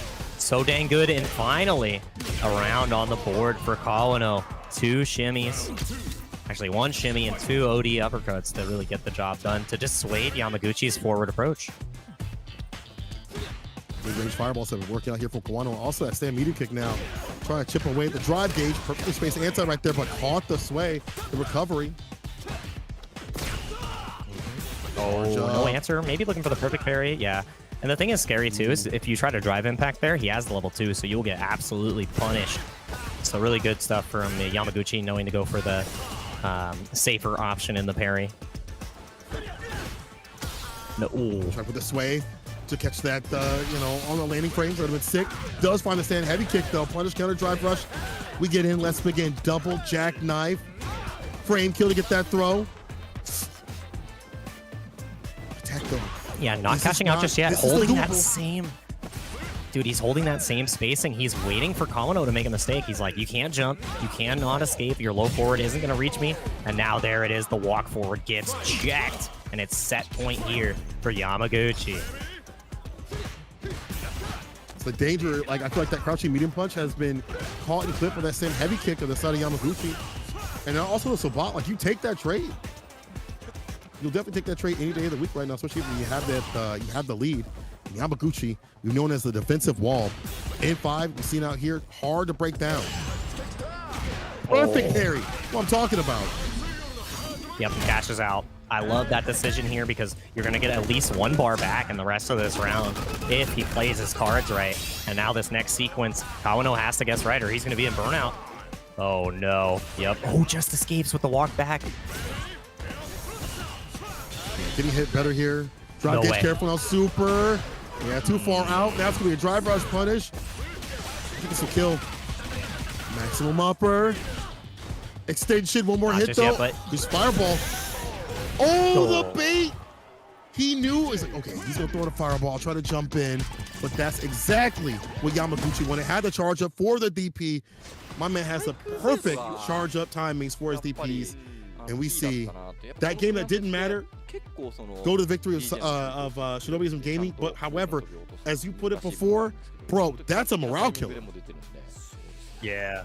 Kawano got, I think, red on every step of the battle. And that spacing trap there with a fireball at the end where Kawano felt kind of hopeless because you hold that fireball, you're 1 touch away. He has level 1 super. It's kind of a wrap. Like you definitely go next, and there was no next round, no next game for him to play. And now it's up to whoever Good 8 Squad sends next to really close this out. And then if Good 8 Squad is able to clean up this next one, because it is 20 points to 0 now, we get a tiebreaker, and that tiebreaker is just kind of a victory lap for Good 8 Squad at that point. It does not matter in the terms of points. They'll get the 20, and they'll be able to move on. But again, that is so dang difficult. Kawano got beat down, and Yamaguchi won the World Warrior for a reason. We got to see that on display. We didn't get to see Luke really even get to show any strong points. And again, Shinobism Gaming, if they're able to get the full 40, they will pass up CYCLOPS Osaka Gaming and take that 4th place position. So not only would they eliminate Good 8 Squad, but they give themselves a pretty good spot on the leaderboard, and they make the team of Goichi is not going to feel good about that one. And you know that Fenrich is going to be upset and be like, dang, even though we performed, it wasn't enough for today. That's rough. So look at the score line here, 100% Yamaguchi. These are my skies, dude. These are mine. Protected and definitely on point with the jackknife. That's one thing that, you know, if you're a DJ player, that I've seen a lot of DJ players say they have, you know, issues with in terms of like being perfect with the anti-airs because you have great options, that it's just choosing them at the right time. Yeah. Yamaguchi is the template for anti-airs. He is the template. We even saw Pagera have issue with that. Not Yamaguchi for Shinobism Gaming not having issue with points. It all comes down to this. We'll see what the pick is real soon. Actually, I see it right now, and I don't want to spoil y'all. We're just going to wait until that pops up because this matters the most. They need this anchor match. It's do or die time for whoever comes up with the side of Good 8 Squad. Shinobism Gaming could leave with a 40-baller, a lot of points on their side, but more importantly, to put down Good 8 Squad and then pull up Detonation. But could you imagine a world, a timeline, where we do not have the winners of not only Street Fighter League, but Street Fighter League Japan not make it in? Oh yeah, it could happen. And I mean, it is the potential final game between these two, the potential final game for Good 8 Squad, and they have put all of their faith into my prediction there. Gachi-kun is coming up to bat, and it is Rashid versus Ken on the other end of Team Shinobism. Fujimura, the Ibuki legend, bringing out the Ken, and this is going to be a bloodbath, I would say, because we have seen this matchup at the highest level, Angry Bird versus Big Bird, obviously, and I hope Gachi-kun did their homework. I hope that he has everything prepared for this matchup to really dissuade Ken from getting the game started, and I don't know, man. Team Shinobism, they want that 4th place, and putting Good 8 Squad out of that top 6 would definitely feel pretty good. Eliminating the previous year's champs, that is a nice one to add to the resume. Absolutely, but the issue is here is that Gachi-kun, every time he has fought a Ken player, he has lost.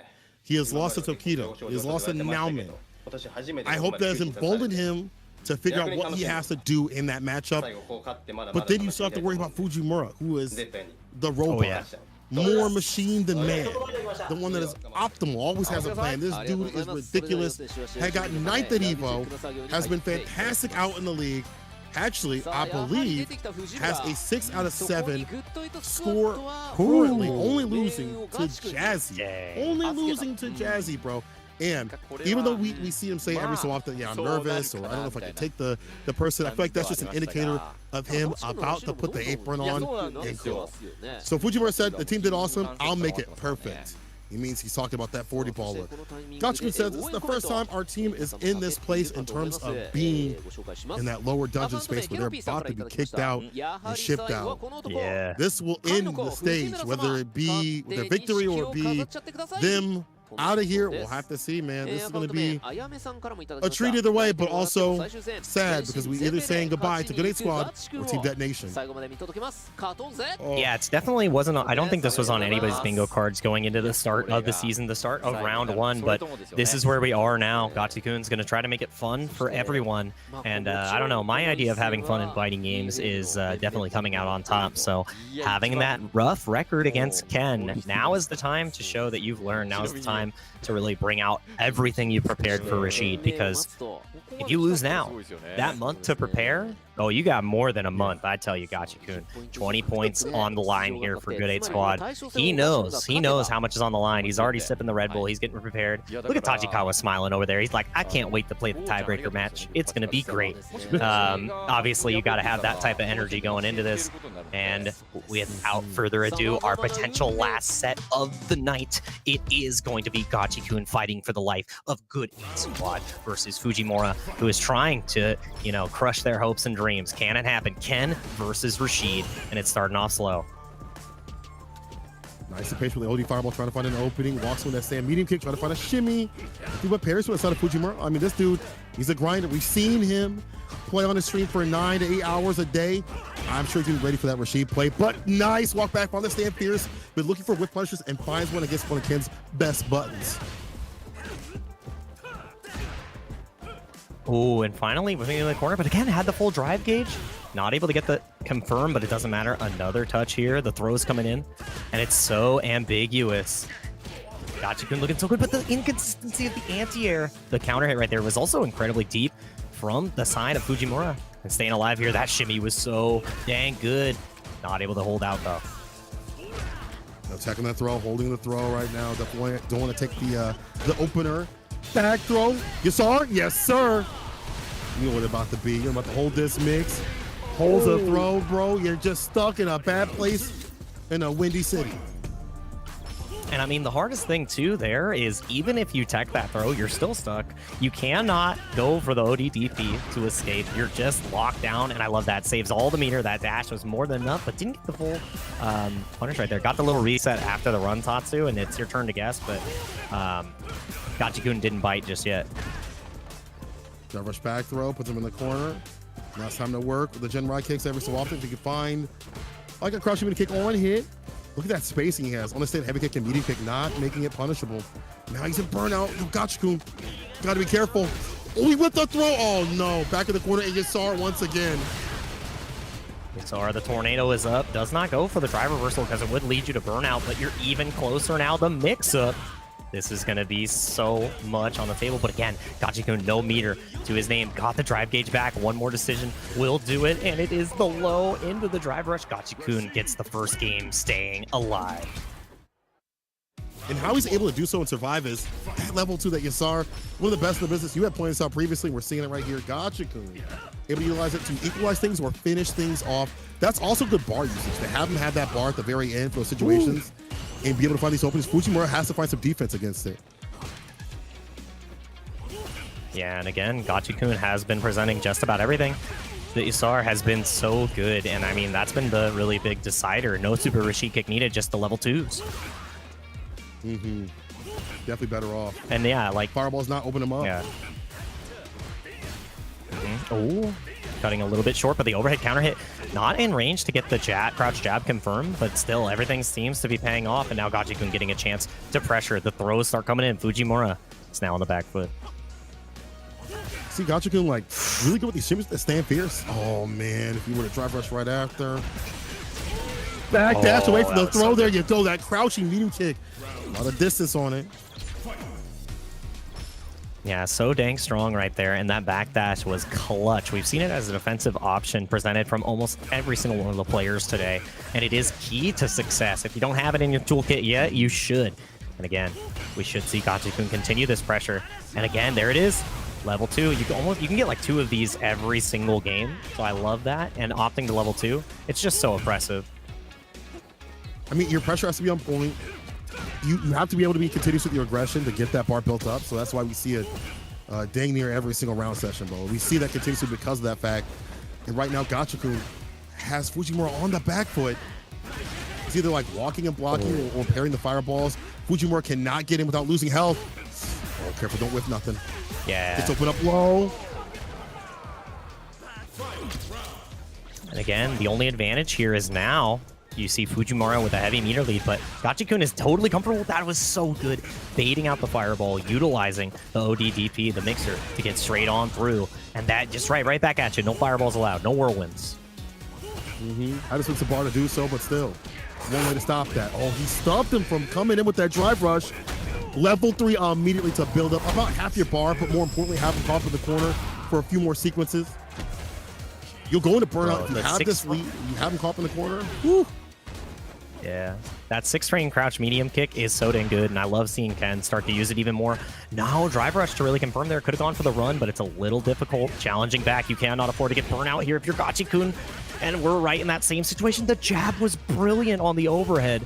Again, you hold a block string, Ken's pushing you to the corner, and you've got to try to escape.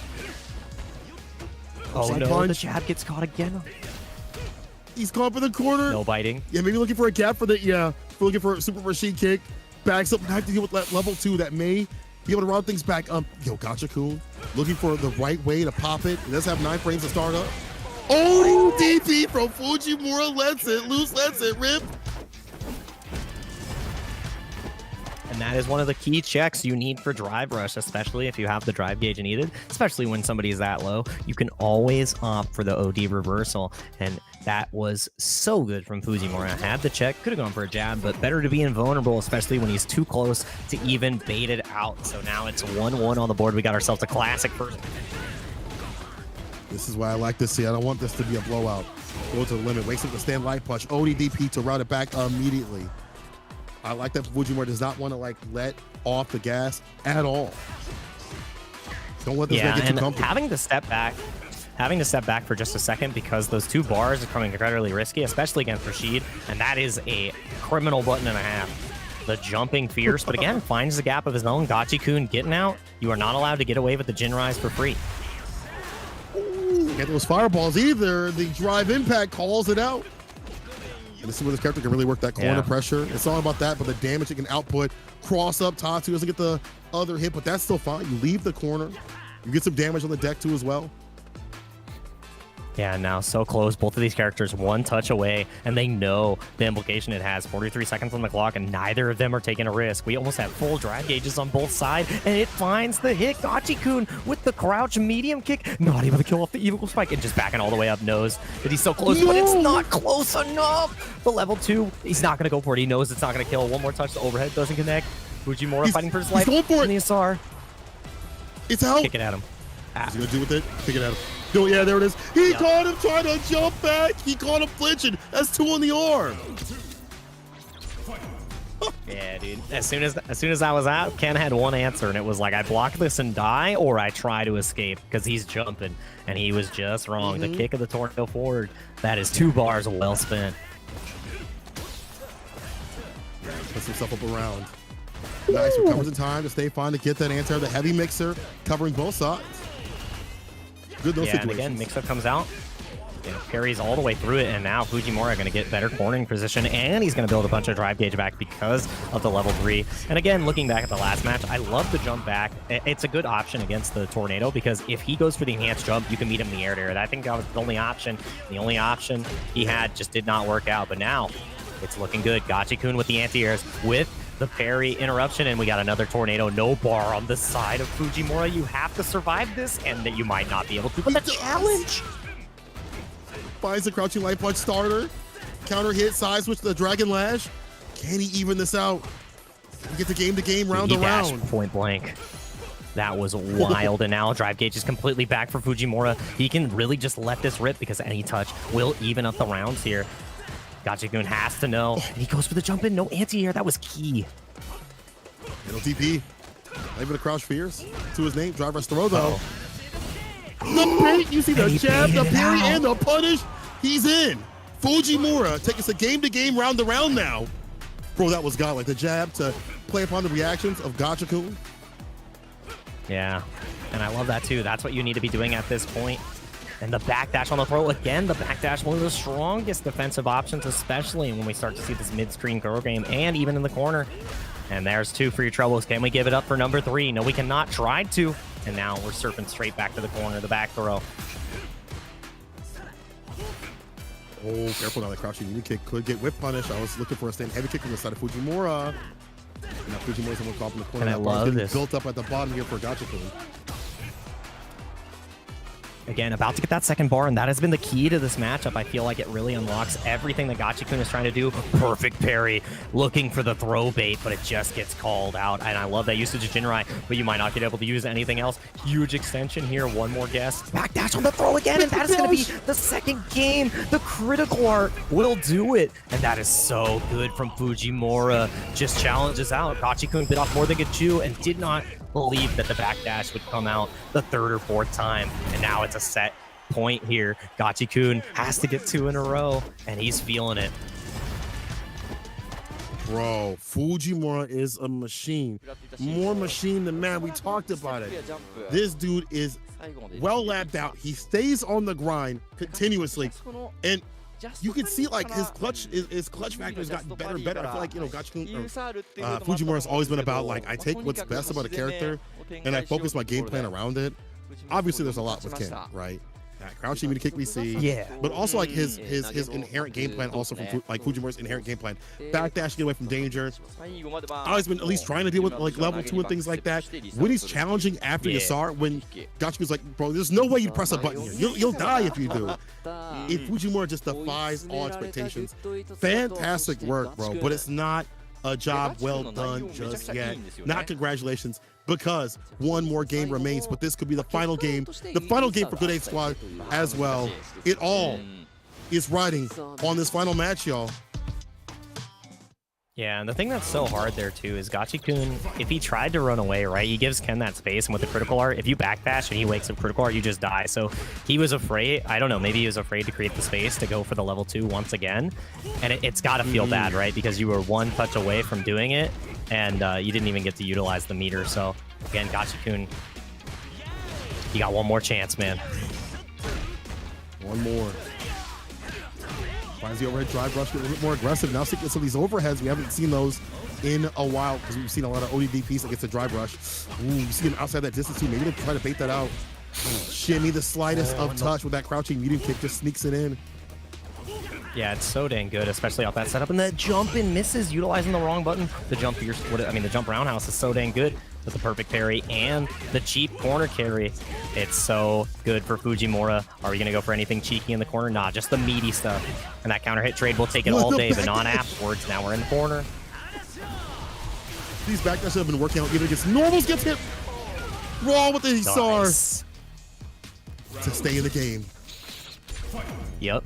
Now it is one round away from evening it up. And again, it's been the tail of the tape. That perfect parry enables the punish there. And I love that so much. But again, the clean light DP comes out so dang quick. He was ready. The overhead connects. Now you get the full counter extension, but he drops it. Doesn't matter. It's a reset Okaiba. We're going straight into a one-touch situation. One hit to do it. A little bit of bar. OD fireball. Staying safe and solid. The crouching kick spinning mixer. Another one. Hits him with a double time. This is robbery right here. The thing is, Fujimura can ODDP any of the drive rushes, so you can't just send him out willy-nilly. And that was such a huge punish counter. Build up the level 2 again, back up, set it up. No way. There's a setup. You don't even get the chance. No, that was an input error. He backdashed because he was trying to set it up and he got the parry. I don't know if that was a mispress, but God, at least he has the 2 bars now in this game, right? At least. But let's see what the defense is from the side of Fujimura. Walks up for a heavy kick. There. There's a throw though. It's still there. Dorothy's not home. Oh no. Oh, there's no place like mix. Huge damage. Up in the corner. Yeah, exactly. There's no place like the corner. Oh my God, Jake. Oh, let's see. Again, waiting. The throw comes out. A couple more. You got to find a way out. Gachikun, the jab works. And the shimmy to take us to a final game between these two. Gachikun, it's the first one. It's not even the tiebreaker just yet. And you know, the whole destiny of Good 8 Squad for this season is in your hands. Shinobism Gaming is playing spoiler here, wants to get that 4th place. And it's do or die. Gachikun, do you have it in you? The first one. Everything you have in your Rashid arsenal needs to be presented now. Oh, man. It's got to, man. It's last match. Everything is ride or die. You got no more input errors. perfectly spaced anti-airs and dealing with the fireballs. It's all gotta come together right here, right now. But against someone like Fujimura, who's been finding gaps, who has been so hard to read on offense and on defense, this is a tall order. But again, this Gachikun, this guy is a Capcom Cup champion. He's been through the ring. He's been through stressful situations. He has beaten the best of the best. And if he's looking at Fujimura, he's like, well, this is just another challenge I have to overcome. I know that it's taking a second to just, you know, scale back a little bit, get your bearings, you know, understand what you have to do, game plan, talk to your team and say, what do I have to do to really cook Fujimura? Not just I want to win. I want to cook this guy and leave nothing to chance, nothing to error. This may be the last dance. We'll see. And we're getting into our final game between these two. Will Good 8 Squad make it on to phase 2, or will Shinobism end their day, end their dreams? And it starts off with a bang. No drive rushes allowed early. And man, I wish I could see the DFM cams right now to see how they're feeling, because they definitely are on the edges of their seat, just like the rest of you in chat. It's going to be so close. And Gachikun so close to making it happen for the team. The overhead can start it all. We're in the corner. How are you going to make it happen? Fireball pressure, maybe try to do like an OD fireball every so often. We'll just walk in with a crouching medium kick. Not able to get in conversions. There's a perfect parry in the punish. Puts him in the corner. Frame kill. Goes for the low. The mix-up has been ridiculous. Like a bartender right here is Gachikun. And Fujimura has to stay sober. ODDP, but he's a burnout. Yeah, you can't make any mistakes, and immediately getting punished, countered right there. Love the reach from the crouch medium kick, and now, for the first time in the set, Gachikun is in control. He's in the lead, just needs one more, and SR is off the rip. Let's see, can the win make it happen? Will he rise? And yes, he will. You get the pickup. Fujimura so caught in the corner, finds a chase down. Oh no, the drop! Oh, you get the Eagle Spike. That was going to be a follow-up right there, but unfortunately, it was not meant to be. Still, not the worst situation. If you find like an Eagle Spike knockdown or a back throw, will definitely work out. Back in Gachikun's hands. Yeah, that throw tech in the corner was so key for Gachikun to survive here. But again, the pressure and the counter hit confirm on that low Jinrai. I absolutely love that stand light kick to get that, and it's starting to crumble. Do you spend the 3-bar here? Absolutely want to build back as much as possible. And now Gachikun has to be super aware on the defense. Is it going to be a drive impact? What's the meaty going to look like? Am I looking for a throw? Do I backdash? So many thoughts going through his head. And that was one answer and a half. He's almost there. For his team, it's ride or die. Off the low, applied the DP. In burnout, the trade. Stand fierce, eats an OD fireball. Final game, final round. No way it's going to end like this. Again, the SR is available already for Gachikun. So Fujimura had to cash out to really close that. And again, Gachikun being a little bit more reserved here, knows that everything is on the line for this round. Gets the first hit, set it up. The SR's out and about. And he's backdash. Still gets hit. That's huge. Cold. Because the wind kick. Put him in the corner. That was optimal, 50% right off, but the backdash again being represented in the most critical, pivotal moment. And now Fujimura forced to the corner. First throw connects, the counter hit. He doesn't want to hold the pressure. Another one. Are you going to bust out? Gachikun, this is your last fight. This is your last chance. 3 throws in a row. I don't think he can do it, Cola. Hold up now. He said, don't test my gangsta. Gets the side switch, drive rush. Blocks the overhead, get the bar. There's not a lot of drive gauge from the side. He waits, he baits. Is this enough? He's going to pull it with a level 3. He should critical art, and that means that CA means we will not be seeing Good 8 Squad at Street Fighter League Japan anymore. Fujimura, the clutch master, closes it out. I don't know if he was trying to check a drive rush. Maybe it was a misinput, but he got the knockdown off the Eagle Spike, and then he just sent the OD spinning mixer. He got like the optimal combo in the corner off the sky, off the sky high, and the Arabian sky high, and it just didn't work out at the end. That was such a good bait from Fujimura. That's what he was going for, because he's been checking those drive rushes consistently. And I think as soon as he saw the parry, he full sent it, and Gachikun was so close. But that is how Good 8 Squad season comes to an end. Not the 40 we were expecting, but it's the 40 we deserve, and the 40 we were delivered. Good 8 squad will not be moving forward to round 2. DFM are the #1 Shinobism fans right now. That was beautiful from their team. Absolutely dismantled Good 8 squad and showed, you know, at the end of the day, if you all you had to do was win 2 games or 1 on the anchor match, and you couldn't do either. That's rough. I'm baffled. Again, like when I even started the season, I was like, there's a world where Good 8 squad doesn't make it because everything's being reset. The game that we play, the teams that we have, and the people that are within these teams, even the strategy, because we have something different with the blind pick. But I did not expect it to go down for the final game, final round, the last game, the first half of this season, that it come down to a whiffed ODDP. And honestly, we've seen ODDP against fireballs, against drive rushes, so it makes sense to utilize that as a tactic. But on the reverse, Fujimura going for these baits continuously, and it worked out at the very end. Clutch play, but man. Momochi says, I was a backup today. We needed 10 points for the next stage. And they got more than 10 points, bro. They definitely walked away with something in the doggy bag, right?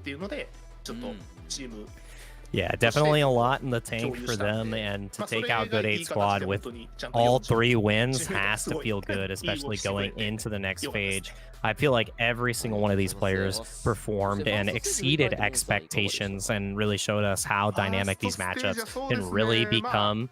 And yeah, they said they were relaxed going for 40 points. That's pretty good. As soon as the snowball starts rolling, Momochi could see it's like, yeah, this is actually pretty possible.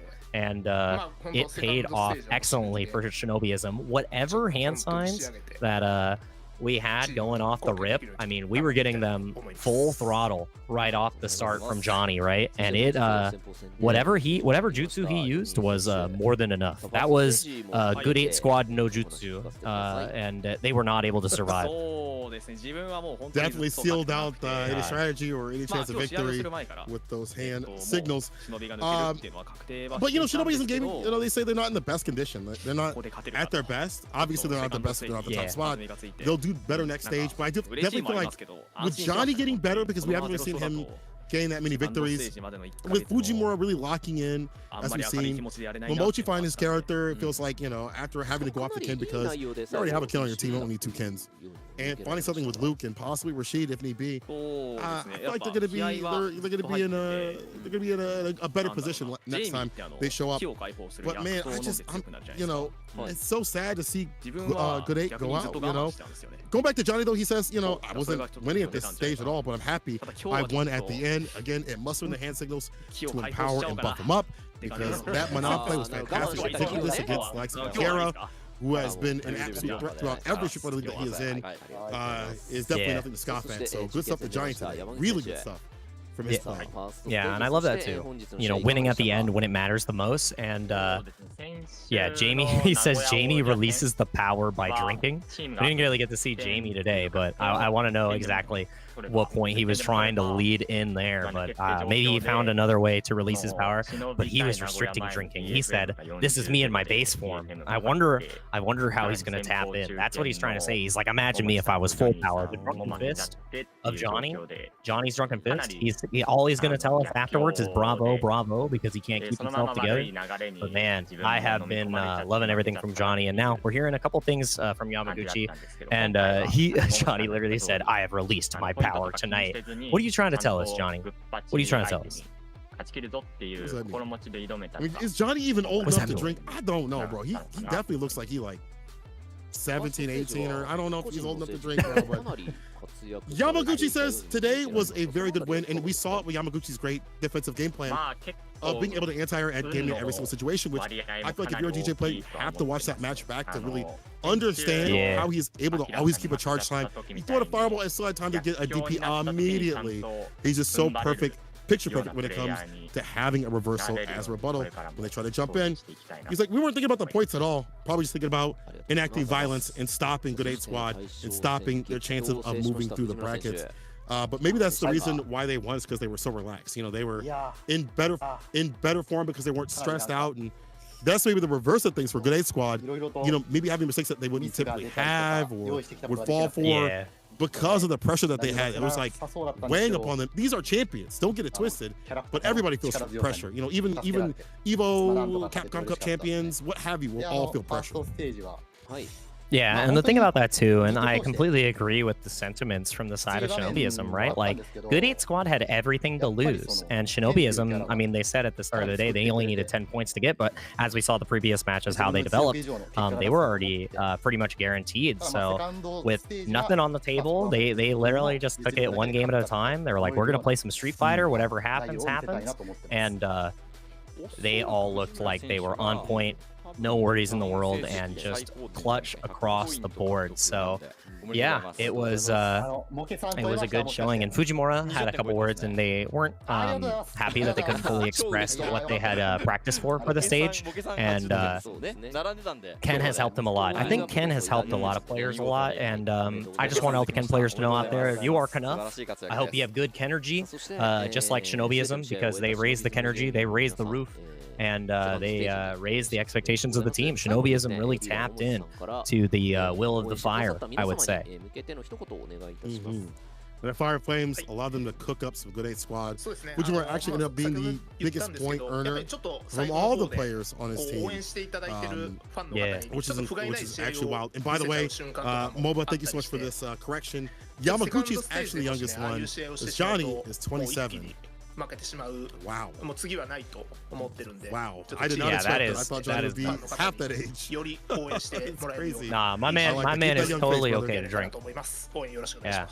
Hey, he's looking good. I hope he stays the same. Maybe not slip into the drinking to unrestrict your powers too much. So yeah, again, love the performance from all of these players. We're gonna be looking forward to them playing more.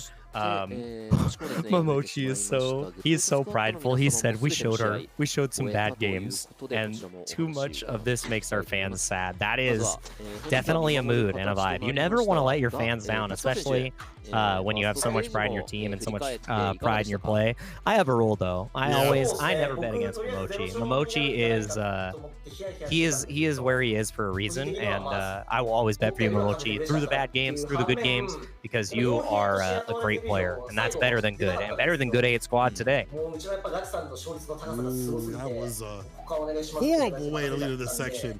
But it is what it is, brother. Good 8 Squad, unfortunately, not making it. And I think this is, even though this is like a sad thing, there's like I guess a somewhat brighter side where, you know, Good 8 Squad, who had been so dominant in previous seasons, is not so dominant. It just means that the level of Japan and their players has risen so high that it's hard to tell no matter who's going to take it, right? It's not obviously the same team, but it's most of the same team. And Tachikawa was in the behind the scenes helping out Good 8 Squad previously. So if Good 8 Squad's not able to make it, it just means the other teams are stepping up, and the players are stepping up too as well. And that's a good thing to see, but unfortunately that means that Nagoya Ojibari-Sar, Good 8 Squad, and man, that is crazy to say. Good 8 Squad is not making it in. Just that coming off my lips, it just sounds wild, bro. That is, and of course, Hiroshima Team Itsuka are not going to be making it into the second stage. We have your 6 competitors. We have your 6 teams, we should say. Going to the talk, Tachikawa says, personally thought we were going to lose every game, but I came to the team to save them, and he did. He had probably the best record, I believe, on their team, even thus far up to this point, but he could not save them in full. That's the other side of things, is that he could not fully be their savior, and that's how this is. It's a team-based sort of thing. You can't just be a one-person army out here in Street Fighter League. Bulgaria says, I did the anchor game the most, but I couldn't win and lost a lot of points. You know, just disappointed that he wasn't able to get the most where he usually is able to shine. Yeah, definitely difficult, especially with how clutch Pugera has been able to perform in ages past, especially in the previous Street Fighter League finals, when they were able to come out on top and win the entire thing. So sorry to the fans is how Pugera feels, and know that it's not the end either. So I love that these players are not, you know, you have to be accepting of your defeats, and defeat is just another opportunity to move forward, learn, and grow stronger. So it is definitely not the end for this team, and I want to see how they continue to grow, especially with a young player like Kawano as well. And Kawano even admits that they couldn't play perfect for the lead. They were trying to execute in a certain fashion that would have made it like more consistent for the Good 8 squad, and wasn't able to make it happen. But again, Kawano going to the books, going to be practicing for next year to show a strong performance, and I love that mentality because we should see Kawano at many different events. I hope they're able to make it to the offlines in Singapore and France to potentially qualify for the Capcom Pro Tour, and also in the World Warrior. So these players are still going to be around. You're still going to be seeing them entering, sadly, no longer in the Street Fighter League Japan, as this was their last match, their swan song, and sadly going down on a lower note. However, Gachikun brings it up best. It was a new game, right? It is something you got to learn, and that's never easy, right? It's definitely not easy for many people. Like some people are like quick learners. Some people have their characters first, or were able to find something quickly, or have their strategy down pat with the quickness. Yeah, I'm a slow learner myself. I'm a very slow learner when it comes to fighting games. It takes me a while to really ingest everything, and so I can definitely see for some of these players who are obviously not nearly as bad as me when it comes to ingesting stuff. But like in general, it takes a little bit to start up. Kawano, it felt like he really didn't find a character. He had that modern look first and then moved over to classic, but it felt like it was a little bit too late for him to take that push or that edge, and really didn't have the strategy with the classic. And every time I watched him stream, it didn't seem like he had, maybe be playing other characters to understand them, but it also seemed like he was trying to like test out another character to see if he had something else. Like, he's always had a lot of characters, but it felt like even more so now, desperately trying to find something and find a character. We'll see them, as you said, at the tournaments. Hopefully I'll maybe ask Bulgaria if he can go like the first attack or something like that, like come hang out in Puerto Rico. But Tachikawa, or Gachiku says Tachikawa has been a practice partner and a teammate last year and this year. Want to make him want to take him to grand finals with us, but it's a disappointment. But we'll get ready for next year. So they're already thinking about not only the single player play that they have for Warrior and CPT, but also they're thinking about like, okay, next year we'll be ready, we'll get used to this game, we'll have a better strategy. For Gachiku, I mean, he just got Rashid. He just got this character. Yeah. Game plan was great, but just not enough compared to other people that have had their character for months upon months, and maybe that would have changed things, maybe not, but that is something to consider. Yeah, and again, I expect these players to continue the legacy of Good 8 squad and come back even stronger, because it's not your failures that define you, it's how you get up from them and adjust and learn. And all these players are capable of learning. All these players are capable of great things. We've obviously seen that. Capcom Cup champions, Evo champions, some of the hardest tournaments in the world, and they have them in their pockets. So I'm really looking forward to see how the team bounces back in the future. Obviously, Shinobism Gaming was the team to come out on top this time, and the last word from them is, we may have lost, but Street Fighter League is so much fun, and Nanai is also having fun up there, and I love that they are honoring him, because he would have loved watching all of this Street Fighter each and every step of the way. So please watch the rest, because that's what Nanai would want. He wants us all to enjoy these fighting games. He wants us all to enjoy what beauty Street Fighter 6 has to offer in every fighting game. So please continue to support Street Fighter 6, the Street Fighter League, and Nanai, because he's having fun up there watching us stuff these drive rushes and get crushed by drive impacts. I absolutely know it for a fact. Yeah, that's the homie. DLC boys for life. Let's go tonight. But looking back at this match, we see a lot. The anti-airs are actually done on the side of Gachiku. He actually had some good anti-airs with like stand heavy kick. He had heavy mixer too as well. Good jumpers on the side of Fujimura. 2 out of 5, or 2.5%. Not that bad too as well. Bro, ODDPs were perfect from the side of Fujimura. I think that's what led to his victory. Stopping drive rush, making Gachiku second guess and consider how he was coming through. And that means Good 8 squad is once again through. The Shinobism Gaming that moves on with a 40 ball. We're going to be seeing how all the points land. But once again, Good 8 squad, the Whale Ojibati Star, Hiroshima Team Itsuka, thank you so much for all of your hard work you put throughout the season. Unfortunately, we can only have 6 teams. Those 3 teams are left to the wayside, but you can bet you will see these teams and their players doing tons of work in Street Fighter 6 and maybe other games too as well. But I gotta say, thank you so much for them to come through. But congratulations, the top 6 teams. This is how everything broke down. Detonation taking 30-10. It's Cyclops. Saishunkan Sol Kumamoto falling just short to FPV Gaming 30-10. And then, of course, Good 8 squad losing to Shinobism Gaming 40-0. That means Saishunkan Sol Kumamoto, Gyogun, FPV Gaming, Shinobism Gaming, Cyclops, Athlete Gaming, Osaka, DetonatioN FocusMe are your top 6 teams. They'll be in the second half of the season.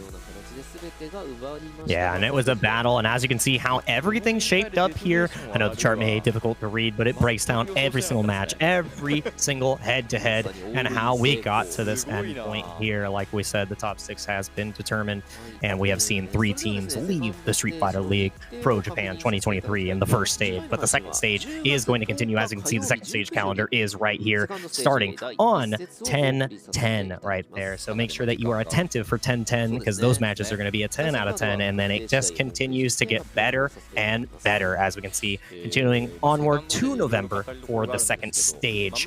It is going to be a blast. So many matches to play. The round robin is going to go wild, and I don't know who's going to take it on top, because we're not getting a repeat champion this year. It is literally not possible. So there is a new team in the Street Fighter League Japan that's going to get a title, and I'm almost certain that every single one of those teams wants it more than the other, and they think they want it more, but who is going to put up and shut up the rest of the competition? That's what we're going to find out. We got a while to wait. A month is a long time to wait for the rest of the Street Fighter 6 League Japan, but man, it's going to be a good month, because I need to see what these players are scheming, right? I need to see it. Y'all need to see it too. Keep it locked and loaded on all Capcom Fighters channels. Keep it locked and loaded on our Twitter too as well, at _St. Cola, and it's at Jake Ryan Yo, right? Is that, am I correct? It's at base Jake Ryan. That's the Twitter right there. That's where you gotta go. Follow your Twitch too as well for everything, Street Fighter. And you also, keep up with everything with all the players, things like that, no matter if they're out or not. Please keep up with these fantastic players, as they've given us some of the best action we have seen thus far, if not the best action out here at Street Fighter League Japan. As you have put it, we only have 6 teams now, and we're only going to be seeing fire and flames all the way through. It's going to be hard to call who's going to take that W. And everybody's fantasy brackets have been decimated, deleted, and defeated. There's no way y'all have called what has happened out here at Street Fighter League Japan, and I'll be honest, I have not called a single one, it feels like, in the past couple of days.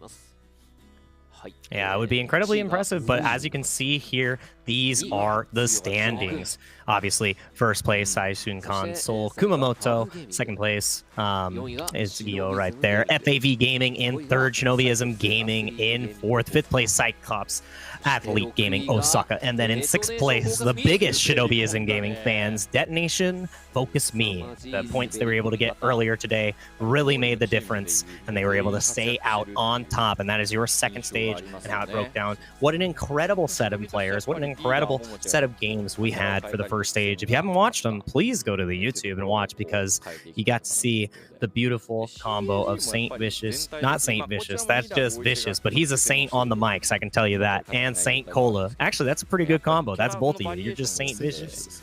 That's why I put it together. That's the fusion right there. And I wouldn't have had it any other way. It was a beauty to watch the entirety of the tournament break down, the entirety of the matches go to the wire. And the fact that the last match had so much weight to it, wouldn't have it any other way. You love to see it. I mean, it can only go one way when it comes to Street Fighter League, bro. It can only be at the top level in terms of action, and it can only play out one way. At the very end, we're going to determine who's going to take it at the end of this season. We'll hit the playoffs, and then we'll crown a champion and move on to fight the US and EU at the finals. That is all going to be sick. People, please keep supporting these players. Hit them up in the Twitches and things like that. Give them your love on Twitter, whether they win or lose. Keep being fans. I keep seeing people from around the world give love. These players continue to do so. They work so hard every single day, every single week.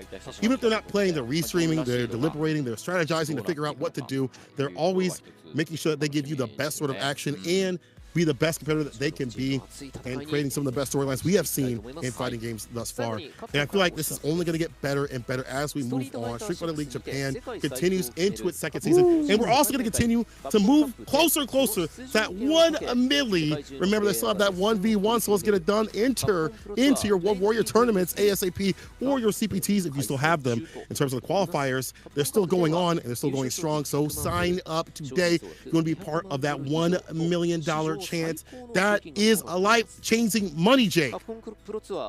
Yeah, over $2 million total, and there's a lot of ways to enter. You have the online premieres, which is 18 tournaments, 18 different players. The offline premieres, which is 3 tournaments, like we said. We had Evo, Singapore, and France coming up. You can sign up for those now on CapcomProTour.com. You need to make sure you get in there because the slots are filling and the killers are getting. There's so many in there. Like, you got to make it happen. There they are, the offlines as well. There's 26 regional champions for the World Warrior, and you do not want to miss out on that. October 20th to the 22nd is going to be Gamescom Asia, and November 3rd to 5th is going to be the Paris Games Week. Registration caps right there, as I said. If you don't sign up now, somebody else who wants it more is going to get there, and you're the only one who can change your place on the leaderboard. You're the only one who can influence that, so you need to make sure you register. Start.gg is the place, and right there, Singapore, my man Luke is having a blast. I bet you he's eating all the local cuisine, playing with all the local players, and he's got some sand to blast out the competition. That's what he's been getting ready for. So the official airline is Singapore Airlines, so Capcom is really doing it big. I'm telling you, you can even fly